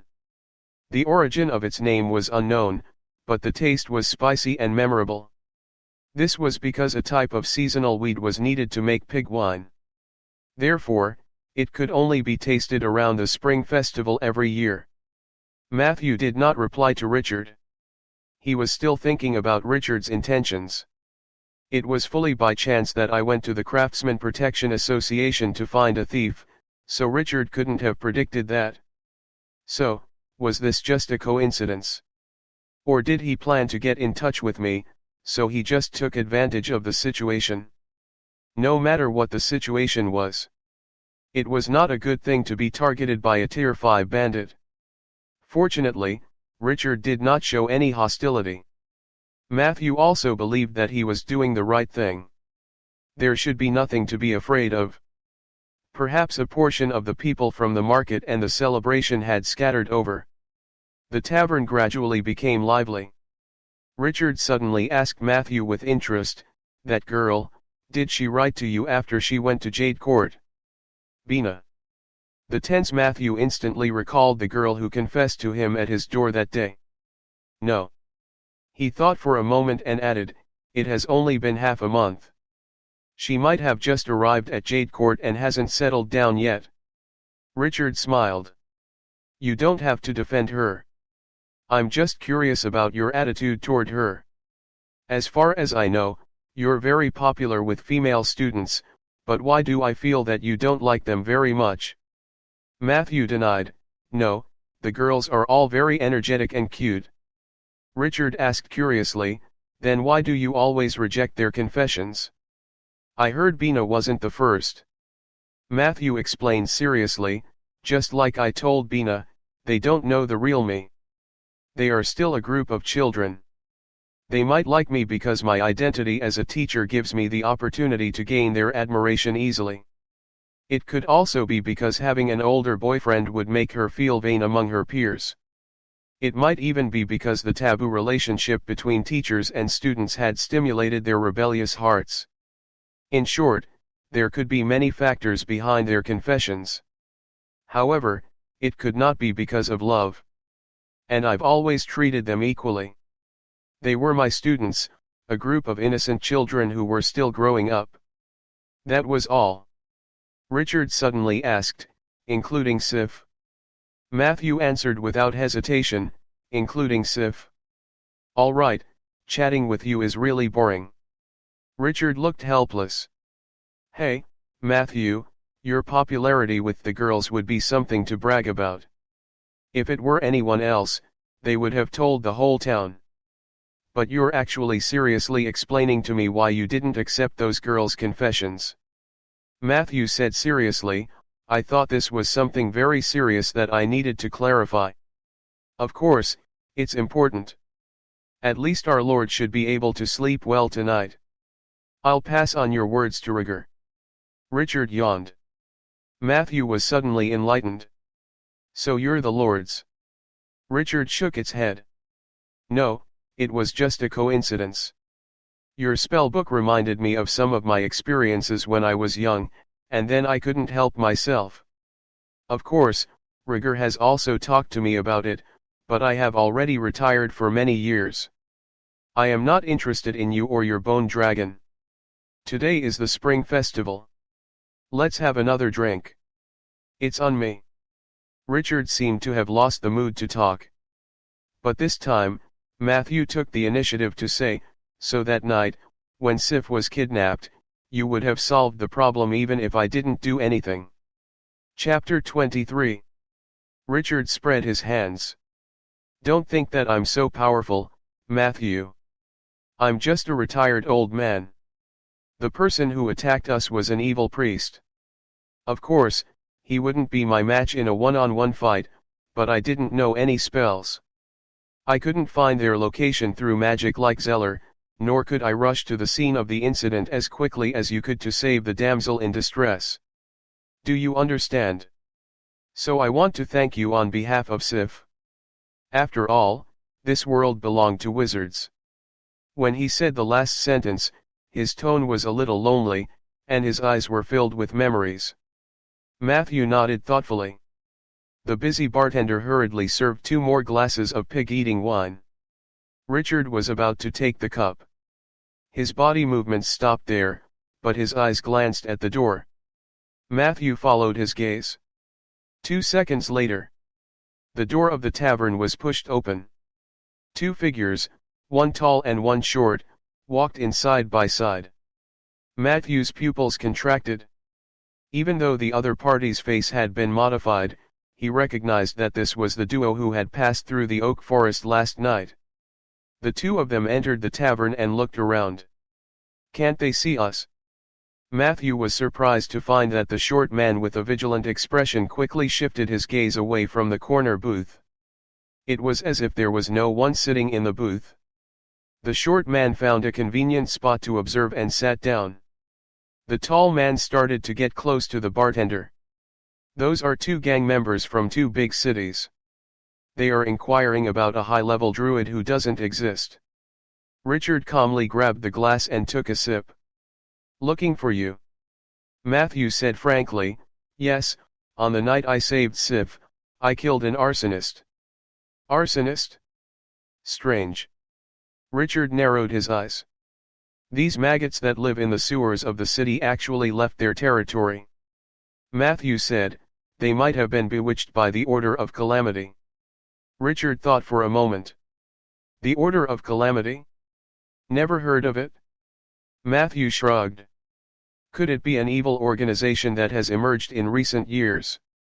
Other than that, I know that they seem to be members of the Silverfrost Brotherhood. Richard nodded and said, I know about that. The Silverfrost Brotherhood is a criminal organization active in Eastern countries. They have mastered the arsonist profession, and among the higher UPS of the organization, there is even a notorious, legendary profession called Red Letter Hunter. Matthew's heart skipped a beat. Is this organization very famous? Richard answered, it's a little notorious. Most of the members of this organization are wanted in major cities, including Jilu City, Bien City, Guardian Highland, and Jade Court. Jade Court, in particular, placed a high bounty on the members of the Silverfrost Brotherhood because of a murder that targeted a wood elf village many years ago. Matthew suggested, I'm sure our Lord would want to capture these hooligans from Silverfrost Brotherhood. It's the spring festival today. Letting them come and go freely in the crowd will probably pose a hidden danger to public security. Do you want to take action? He knew that it was unlikely. However, he also wanted to see the actual combat situation of a high-level bandit. As expected, Richard shook his head and said, I'm retired. I'm only a civilian now. Moreover, the people who will deal with them are on their way. About 30 seconds later, a row of fully armed guards filed in from the gate. The leader was Blake, who was holding a short sword. As soon as the soldiers entered the door, the short dean jumped up from the stool. Bang bang bang. With a few crisp sounds, before the customers in the hall could react, thick black smoke and raging flames rushed out from several corners. The hall was in chaos. Through the back door, Dean grabbed Mobley, who was slow to react. The 2 pushed away the panicked customers and quickly crossed the hall to the back door. Dean breathed a sigh of relief. He did not know how the garrison team discovered them, but he knew very well that he must not get entangled with these fully armed soldiers in a narrow space. Even if he stabbed the other party with all of his might, he probably wouldn't be able to cause any dents in the other party's armor. However, as long as they left the tavern and entered the complex neighborhood, they would enter their home ground. Arsonists were never afraid of chaotic street battles, even if they were outnumbered. Moreover, it was the spring festival today. As long as they went out of the back door, they would have an endless stream of people as cover and countless invisible hostages. The two of them arrived at the back door under the cover of the thick smoke. Dean looked back. Very good. Even the garrison member at the front was more than 10 steps away from him. This distance is perfect. Dean looked fierce. He took out 2 bottles of orange-red potion from his inventory and prepared to smash them. But at this moment, he suddenly felt his feet slip, and his entire body suddenly spun and fell forward. He instinctively wanted to throw away the 2 bottles of explosive potion. However, just as he was leaning forward, the 2 bottles of medicine had disappeared without a trace. What's the situation? Dean fell forward to the floor in shock and fury. Bang! Bang! He heard 2 heavy objects hitting the floor.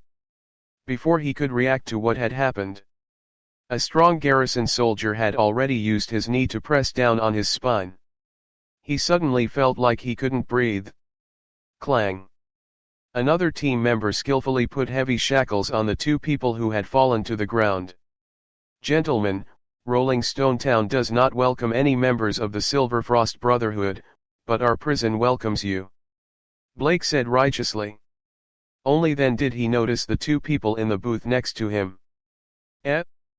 Mr. Richard and Matthew. Was it you? Oh, I understand. I was wondering why the 2 of them suddenly collapsed. Blake was enlightened. Then, he winked at Matthew with an expression that said, "Don't worry, I'll keep it a secret for you." Matthew quickly explained, "It wasn't me." However, his words were mercilessly interrupted by Richard. "That's right. He did it? Good job, Matthew. I didn't know you had such skills." As he spoke, he raised his glass. "To spring, I hope that the weather will be good this year and that everything will be peaceful." Then, he stood up and walked away with his gentleman's cane. When he passed by the 2 arsonists, Richard deliberately stopped. He smiled at the confused duo who had fallen to the ground and said, "Welcome to Rolling Stone Town." Matthew looked at this and was speechless. Observation: Richard used Stumbling Block to take down the arsonists Dean and Mobley successfully. Stumbling Block, Tier 5 Thief ability. Able to take down any target and temporarily seal all their abilities. Hint: you have obtained 2 explosive potions. Matthew lowered his head in shock. Only then did he realize that there were 2 bottles of orange-red potion in the right pocket of his shirt. A high-level thief is so terrifying. Because today was the spring festival, Matthew deliberately stayed at his home in town for dinner. Putting aside her tall and fierce skeleton appearance, Peggy actually had the soul of a good wife and mother. For dinner, there was garlic roasted red sausage, honey roasted chicken, croissants, salad with kale and strawberries, mushroom fried noodles, spinach egg soup, and special snacks from the spring festival. After dinner, he meditated in the basement for a while. It was not until late at night that he packed his things and rushed out of town. He had planned to spend the night at home. However, tonight was coincidentally a full moon night. Matthew decided to try the Moonlight Society's admission ticket he possessed. Midnight. Following the guidance of the moonlight, he came to the center of the oak forest and began to call the fairy princess name softly.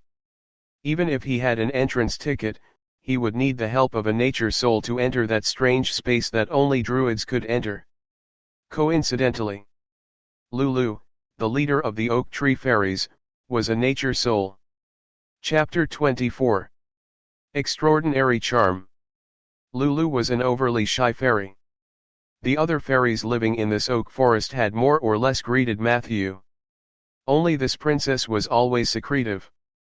Even when she appeared in front of Matthew, she would hide among the fairies so that he could not see her clearly. It would be a lie to say that he was not curious about Lulu. However, Matthew had always respected these little creatures who got along well with him. After summoning the fairy princess, Matthew closed his eyes. A cool breeze brushed past his face. There was a moment. Matthew vaguely felt that a fairy had stopped on his nose and was boldly walking up and down. This feeling quickly disappeared. Matthew thought that it was his imagination. He did not think that it was the fairy princess teasing him. After all, she was too shy. "I am here." A thin and weak voice drifted over from afar. Matthew could sense that she had stopped on a tree 5 steps away from him. "Good evening. I need your help. I have an entrance ticket to the Moonlight Society. Only with the help of a nature soul can I enter the corresponding interdimensional space." Matthew waved the ticket in his hand. "This is not a difficult matter." Lulu's voice drifted closer. "Why are you closing your eyes, Matthew?" Matthew smiled lightly and said, "If you allow me to open them, I will." I trust you, Matthew." Lulu's voice was hesitant at first. But soon, she mustered up her courage and said, "You can open your eyes now." Matthew opened his eyes naturally. At first, it was a faint glow under the moonlight. Then, he saw a pair of golden wings. Finally, there was that a fairy that was slightly larger than ordinary fairies and that inconceivably exquisite face. Matthew felt his head buzzing. His eyes widened subconsciously. Lulu flew back 20 feet nervously. Then, she hesitantly inched closer to Matthew. "Who?" Matthew let out a long breath and woke up from his loss of composure. "I'm sorry. I didn't expect you to be so beautiful." He laughed at himself and said, "Did my eyes pop out just now?" Lulu patted her fair chest with her small hand. "You did well, but that gaze just now did scare me." He finally understood why Lulu didn't easily appear in front of others. Perhaps it was not because she was shy. It was because of her unmatched beauty. "What is your charm?" Matthew asked. 20 points? Or perhaps more? I don't know either. Lulu counted with her fingers. 20 points meant extraordinary charm. This was the limit of charm that ordinary creatures could reach. That was not counting the charm bonus unique to fairies. Almost all creatures would be tempted to get close to Lulu, grab her, or even toy with her. Even Matthew could not help but have evil thoughts when he stared at those small wings for a long time. You resisted the enchantment of the fairy princess, passive, willpower +1. Then can we start? Matthew tried hard to look away and asked. Of course. Lulu circled Matthew excitedly. This is the first time I've come into such close contact with a creature other than my clansman. This feeling is so exciting. Right, you were talking about the Moonlight Society? No problem. Come with me, Matthew. As she spoke, her shadow danced in the moonlight. Matthew strolled along. The admission ticket in his hand suddenly disappeared. The singing of nature's soul awakened a young oak forest. Matthew felt as if there were friendly gazes on him. Lulu stopped on the trunk of a tall oak tree. Matthew walked closer to take a look. There was a pale green secret door on the tree wall. He pushed the door open and entered. The majestic greenery greeted them. Hint, you have entered the kingdom of the goddess of moon, Asha, the half-domain Moonlight Woodland. This was the home of the spirits of nature. They hated evil and rejected outsiders. They were willing to maintain a friendly relationship with the druids. This is also the shelter of the Moonlight's blessed. Every traveler who walks under the moonlight can pray to Asha. If they receive a response, they can temporarily stay here to avoid the monsters hidden in the long night. The air was good. This was Matthew's first impression of Moonlight Woodland. He looked around. He found himself in an open space that was similar to the oak forest in the real world. Not far away, there was an altar of the goddess of the moon. A proud owl rested on the stone tablet of the altar. The other party's gaze was not very friendly. Matthew felt a little strange. According to the instructions on the admission ticket, even if he was a necromancer, there should be many nature souls and spiritual creatures nearby. He should be able to gain the recognition of the locals through various performances. Only then could he become a member of the Moonlight Society and obtain some additional blessings. Did something change? Matthew tried to ask about it. However, before he could get close to the altar, a rude voice was heard. "Evil necromancer, if I were you, I would turn around and leave without hesitation. People should at least have a sense of shame. I don't know how you got the ticket or how you coerced a kind nature soul to hold a ritual for you, but if you think that you can become a Moonlight's blessed just like that, then you are gravely mistaken." It was that owl. Its voice was like a little girl's voice. Matthew explained, "I am indeed a necromancer, but I am not a bad person." The owl flapped its wings, and its voice became sharper. "Bad people never say they are bad people. Get out of here, necromancer. I hate you." He had expected that the old-fashioned and conservative nature soul would have a bad attitude toward him because of his profession. However, he didn't expect that the owl wouldn't even give him a chance to explain. "Miss Owl." He held his breath and patiently tried to persuade the other party. "I think I've done things fairly and honestly. Wouldn't it be unfair if I were to be rejected just because of my profession?" The owl flew up with a plop. "Don't call me Miss Owl. I have a name. My name is Ella. Ella wouldn't trust a necromancer. Please leave immediately." As she spoke, she flew to Matthew's head, pretending to pounce on him. "All right then." Matthew shrugged helplessly. Fortunately, he was already mentally prepared. The natives of the Moonlight Woodland were different from the newly ascended nature souls like Lulu. Although they still looked like small animals, they might have lived there for hundreds or thousands of years. The passage of time had made their thinking more stubborn. It would be euphemistic to describe them as inflexible. Not being able to join the Moonlight Society was not a big deal. It was just a spell section. Matthew was about to leave. However, at this moment, a thin white light suddenly lit up on the altar. "Hey, what are you looking at?" The owl Ella bared her fangs and shouted, "This is the grace of the goddess of moon, not something a necromancer like you can covet."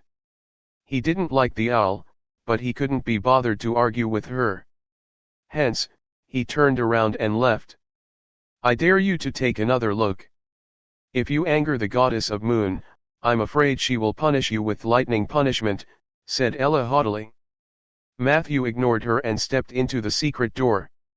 However, at that moment, he heard thunder behind him. Rumble. Matthew was shocked. The goddess of moonlight couldn't be really that angry, right? He subconsciously turned around and saw a bolt of lightning fly out from the altar and strike the owl, Ella. He appeared safe and sound in the oak forest. Lulu was nowhere to be seen. Did the goddess of moonlight's lightning strike the wrong target? Forget it, just treat it as a small interlude. Matthew adjusted his mood. He returned to the cottage and began his homework for the night. Outside the wooden house, Soldier was wearing a cloak of darkness, silently carrying out his patrol mission. The forest was quiet and peaceful. The night was silent. At daybreak, Matthew yawned and pushed open the wooden door. However, he was shocked to find a strange bird with black wings and cramped limbs resting on the oak tree 30 meters away from the door of the wooden house. "Good morning, Mr. Matthew." The strange bird greeted him uneasily. Matthew looked at her in hesitation.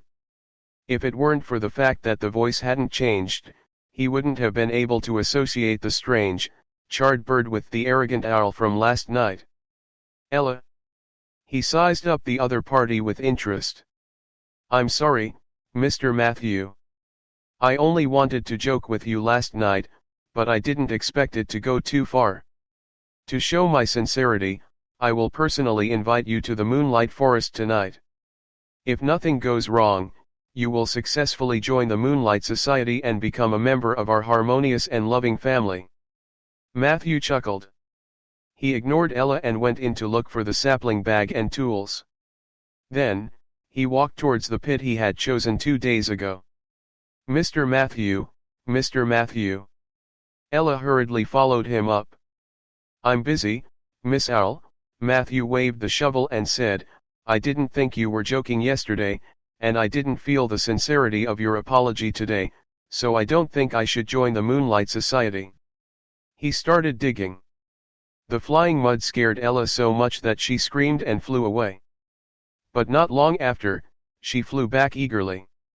"I apologize to you, Mr. Matthew. I know I was wrong. It was my ignorance that blocked my vision. I thought that necromancers were all bad people, but that's clearly not the case." Are you planting trees? Wow, what a great feat. You are the kindest necromancer I have ever seen." "Mr. Matthew, it was all my fault last night. I thought you were a necromancer who had mastered the nature domain, and I felt disgusted. However, I thought it through later. I believe you are actually a druid who has mastered the domain of necromancy. Isn't that much more pleasing? I can feel the natural affinity from you. How refreshing. Wow, Mr. Matthew, are you even so handsome when you wipe your sweat?"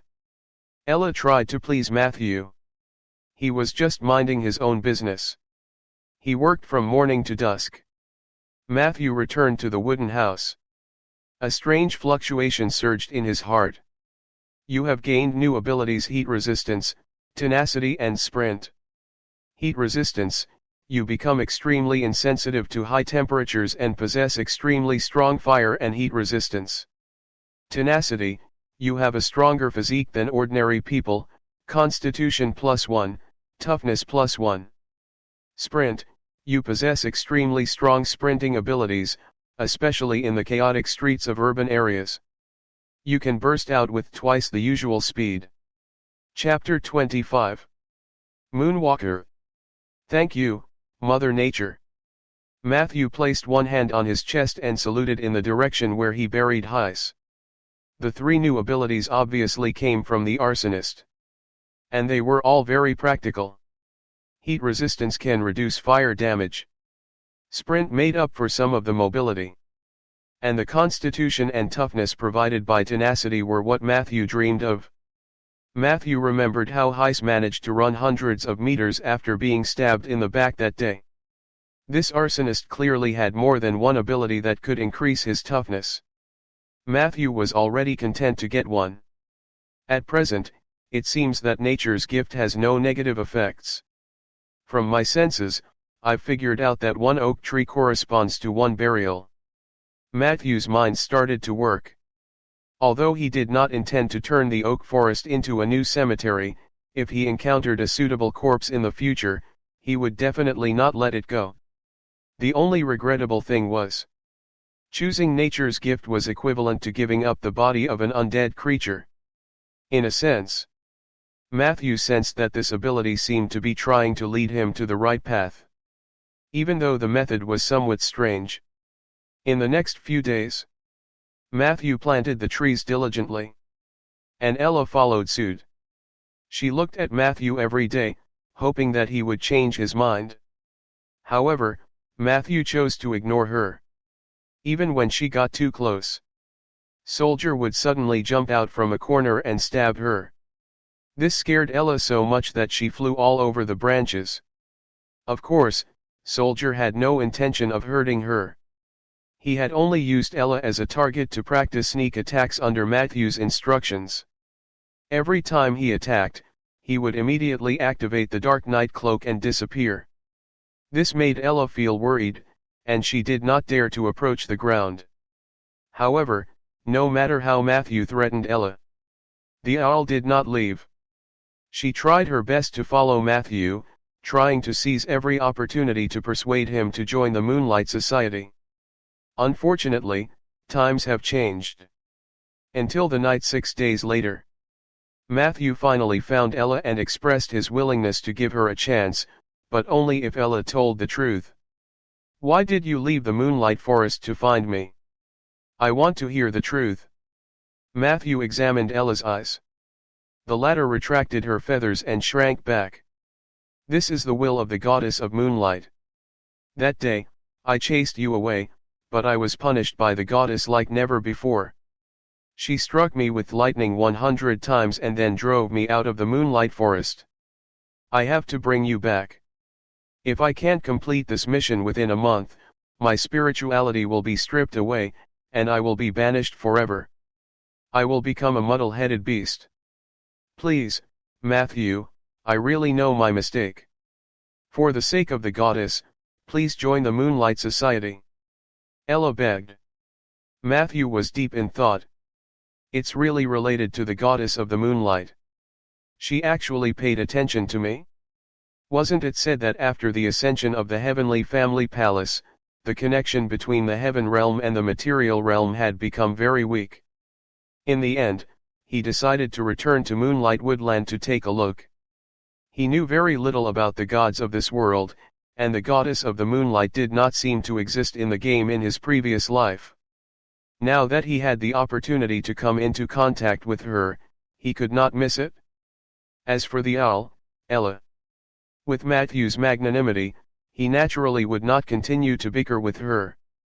However, the necessary punishment was still necessary. What? You want me to enlighten your oak forest once a month for a 3-year period? Ella exclaimed, do you know how much energy I have to initiate enlightenment? Matthew glanced at her and said calmly, it wouldn't kill you, right? Ella lowered her head. It seemed that she could no longer say a word. In the second half of the night, moonlight finally shone through the clouds. Under Ella's personal guidance, Matthew once again stepped onto the ground of the Moonlight Woodland. The moment he entered, 3 beams of moonlight flew up from the altar. It landed on Matthew. It was as if he was bathing in a hot spring. All the pores on his body were relaxing. Hint, you have received the blessing of the goddess of moonlight, Moonwalker. Moonwalker, when you walk under the moonlight, your intelligence and intuition increase by 1 point. You have received the blessing of the goddess of moonlight, the Forest Guardian. Forest Guardian, you have a full amount of reputation and legendary points in the Moonlight Woodland. You will be able to go anywhere you want. You also have the ability to enter the Moonlight Woodland under the moonlight. You have successfully joined the Moonlight Society. Under the moonlight, your shape-shifting becomes a quick cast spell. All attributes of shape-shifting +1. Wow! Matthew was amazed. This series of blessings came so suddenly. Apart from joy, he also sensed a faint sense of danger. What does the goddess of moonlight need me to do? He knew very well that there was no free benefit in this world. Ella, on the other hand, looked overjoyed.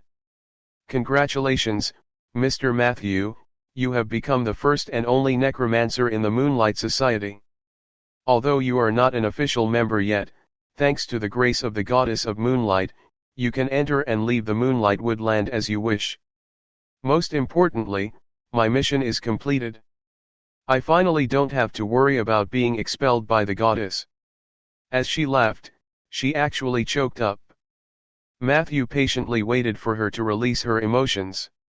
Then, he asked the same question again. Or should I ask the goddess myself?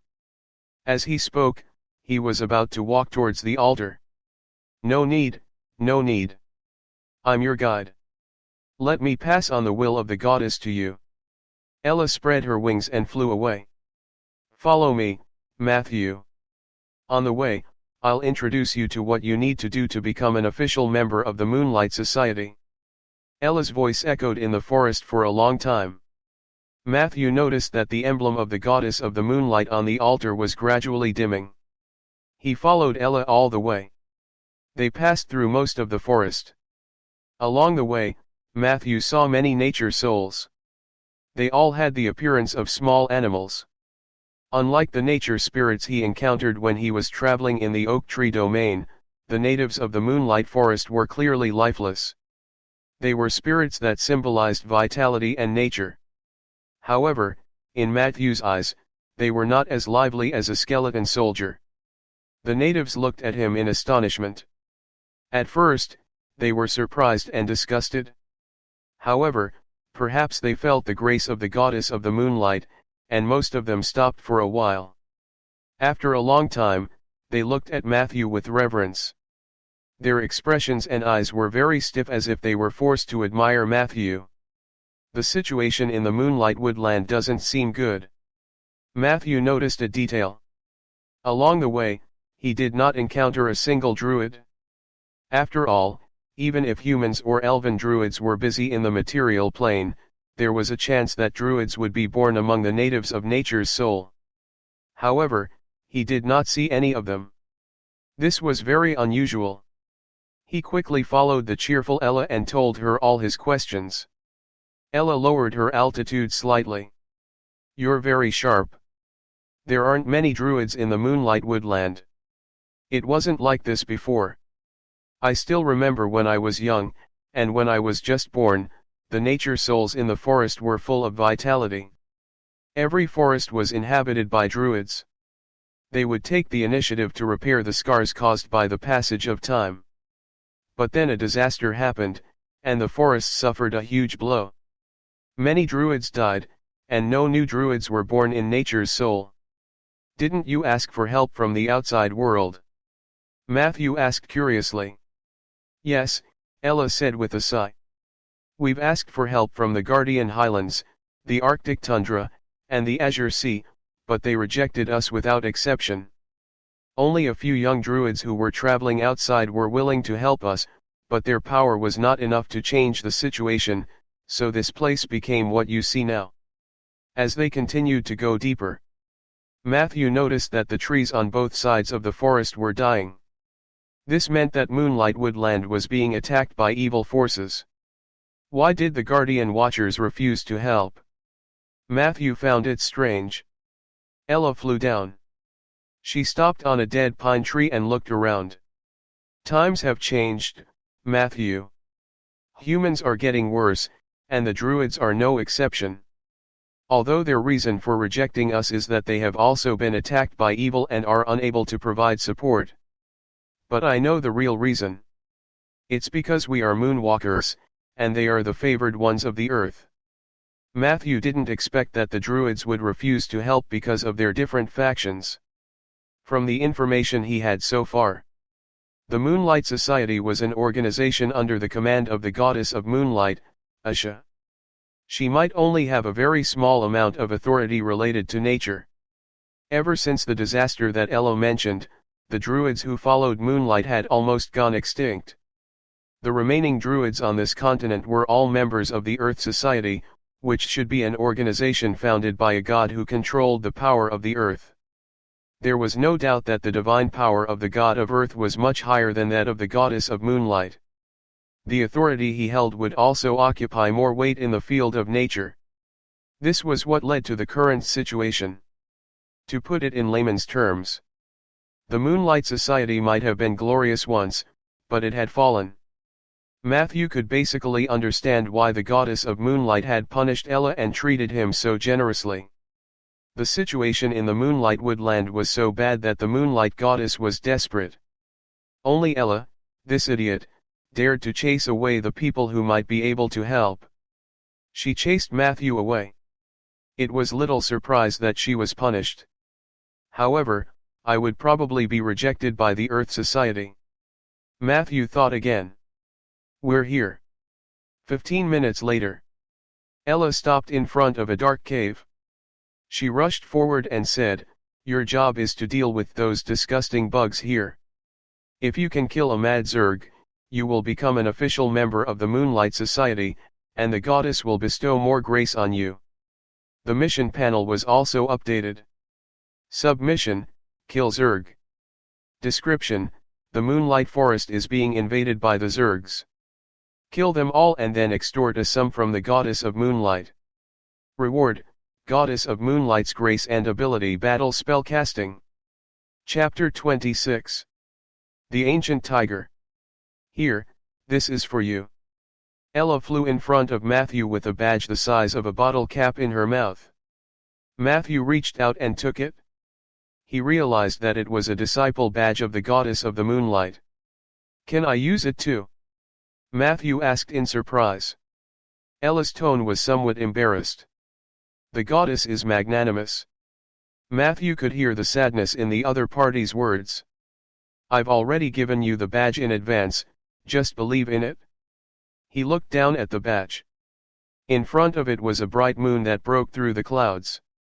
On the other side was a forest under the moonlight. There were also the outlines of many small animals in the forest. It was a very conventional badge design. Asha's smile, divine spell badge plus 30% movement speed under the moonlight.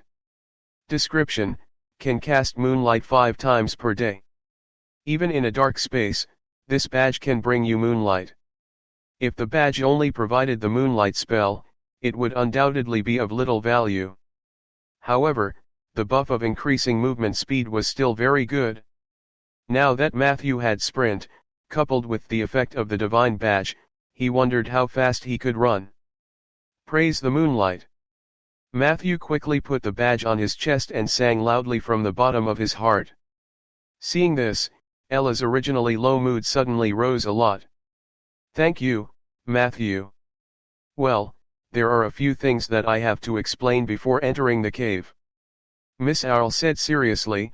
Firstly, as your guide, I will be by your side from the beginning to the end when you deal with the Zerg race. However, I hope that you can protect me, because I'm not good at fighting. I don't want to enter the cave at all. But the goddess won't allow it. Please, Matthew, don't let me die. Where were we? Oh, secondly, this underground cave is extremely complicated. Not only does it belong to the Moonlight Woodland, but it is also connected to the material plane and some other unknown planes. There may be extremely terrifying monsters hidden in the depths, especially below the 10th floor. Therefore, we must be careful when exploring. Although the Zerg mostly only appear in the first 10 floors, sometimes people will go too deep if they are not careful. I hope you are prepared. Thirdly, there are a few druids doing the same job as you in the cave. The goddess doesn't want any conflict between you. In order to avoid conflict, she gave you the divine badge in advance. This is what those druids look like. They are all very nice people, especially this Miss Samantha, who is also a moonwalker like you. As she spoke, a few magic portraits of druids appeared before Matthew's eyes. He glanced at them. His gaze lingered on the female druid for a while. I'll remember this. It's not up to me whether or not something unpleasant will happen. Matthew chuckled and glanced at Ella. The latter lowered her head in shame. Then, she said solemnly, I'll vouch for you. These druids like me very much. With me around, they won't find trouble with you. So you must protect me well. Matthew replied indifferently. I'll try my best. Ella still looked a little nervous. She carefully stepped on Matthew's shoulder and asked, then, shall we enter the hole? Matthew shook his head. I'm afraid I can't go in like this. I have to go home first. Ella immediately became anxious. Don't tell me you want to. Matthew said frankly. As you can see, I am a necromancer. No, absolutely not. I can't let the undead creatures taint the Moonlight Woodland. Even if they took one more step in the forest, it would be blasphemy to nature and the goddess. Ella was jumping on Matthew's shoulder emotionally. Matthew had expected this. After she calmed down, he then asked calmly. If I don't have my summons, are you going to fight for me? Ella fell silent. In short, no. No, Matthew. Oh, fine. Hiss, I hate you, Matthew. I'm in. In the dark underground cave, a row of skeleton soldiers was exploring the dark area in front of them in an orderly manner. Matthew walked in the middle. Ella was sitting on his shoulder with a resentful look on her face. The visibility in the cave was very poor. Fortunately, Matthew had prepared torches in advance. The two skeleton soldiers in front and behind each raised one, illuminating the surrounding environment. The terrain here was somewhat similar to the underground karst caves. They were both tunnels that extended in all directions. The only difference was the climate here was even more humid, as if the entire cave had been soaked in water for a long time. Matthew walked among them. The sound of dripping water and footsteps continued. However, most of the underground plants here were in a state of decay and withering. It was as if a force had taken away their vitality. Is this the Zerg? In the corner ahead, a skeleton soldier was using his forearm to dig out a purple conch-shaped meat shell mechanically. The meat shell was filled with yellow-green mucus and pus. He could still vaguely see the severed limbs of insect-like creatures. This is a destroyed hive. Do you see the mark on the wall over there? Ella tried her best to suppress her disgust. That is the crescent moon mark. There was a tick above the mark, which meant that all the Zergs in the vicinity had been cleared, including the hive. He had seen the mark long ago. It was obviously left behind by other druids. We have to pay more attention to this kind of mark. Ella entered the state of a guide. If there is an exclamation mark on the crescent moon, it means that there are many bugs nearby. There might even be wild Zergs guards. They are terrifying monsters. They are the elites of the Zerg race. The two of them continued forward. They left very smoothly.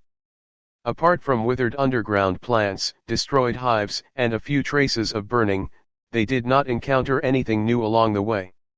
A Y-shaped intersection appeared in front of them. The terrain on both sides of the road sunk.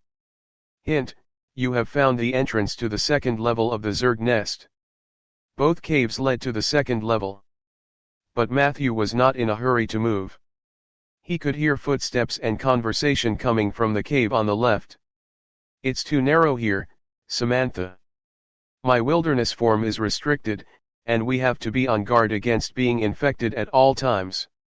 I have to admit that this is indeed one of the more difficult challenges I've received. It was a deep male voice. His voice was extremely magnetic and carried a faint majesty.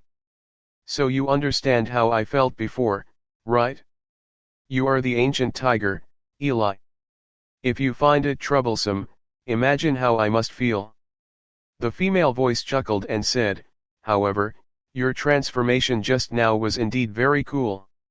It's a pity that the Zerg guard ran away. Haha, do you think so too? Who's there? The male voice's smugness stopped abruptly. A man and a woman walked out of the cave on the left. They were dressed in simple linen clothes. The man was tall and had an open chest, revealing well-proportioned and developed muscles and thick chest hair. The woman was tall and had a hot figure. Her eyes were very long, and her face had a wild beauty. Hello, Samantha. The moment the two sides met, Ella greeted them. Did you just come up from below?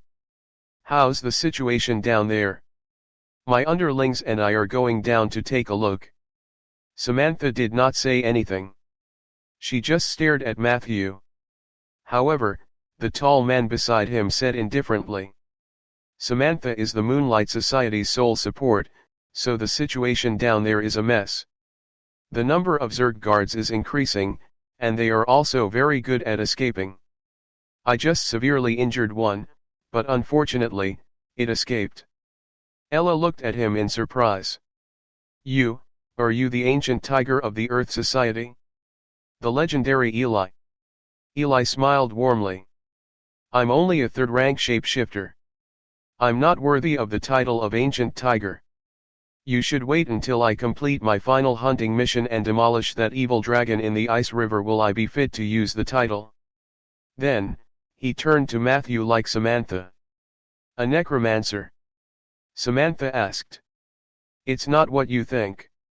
Ella said hurriedly. Samantha, Matthew is a good man. He's here to help us. You have to believe me, I will never compromise with evil. Matthew felt sad and amused when he saw her like that. He simply opened his mouth to help explain, not every necromancer is evil. On the contrary, I came here to get rid of the evil in this place. Truly an eye-opener. Eli sneered, his gaze sweeping over the skeleton soldiers. He seemed to want to do something, but Samantha stopped him. Ella urged Matthew into the cave.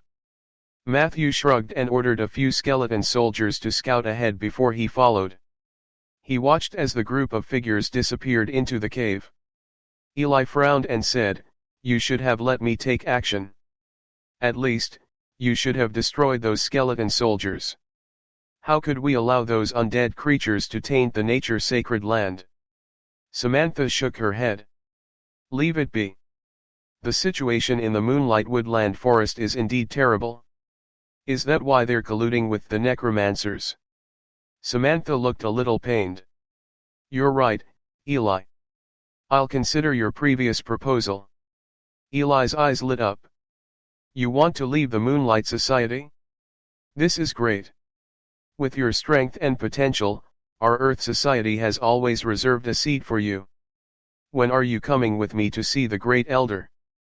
Samantha said seriously, "Calm down, Eli. I once swore under the moon that I must help the forest eradicate the Zerg race. Even if I wanted to leave the Moonlight Society, this oath would not change. If I could not do this, I would never leave." Eli was stunned. Then, he revealed a satisfied expression. "Very good, such is the will of a woman I like. The Earth God will protect you, Samantha. When I go back and make my preparations, we will join forces and kill Queen Zerg. It's a pity that the situation at the Highlands isn't looking good either. Otherwise, I could have applied to the church to mobilize the sacred object. Sigh, as you know, the scar of the dead is getting worse." Part 2 of the series ends here. If you enjoyed it, please give us a like and subscribe so we can be motivated to make even better videos in the future.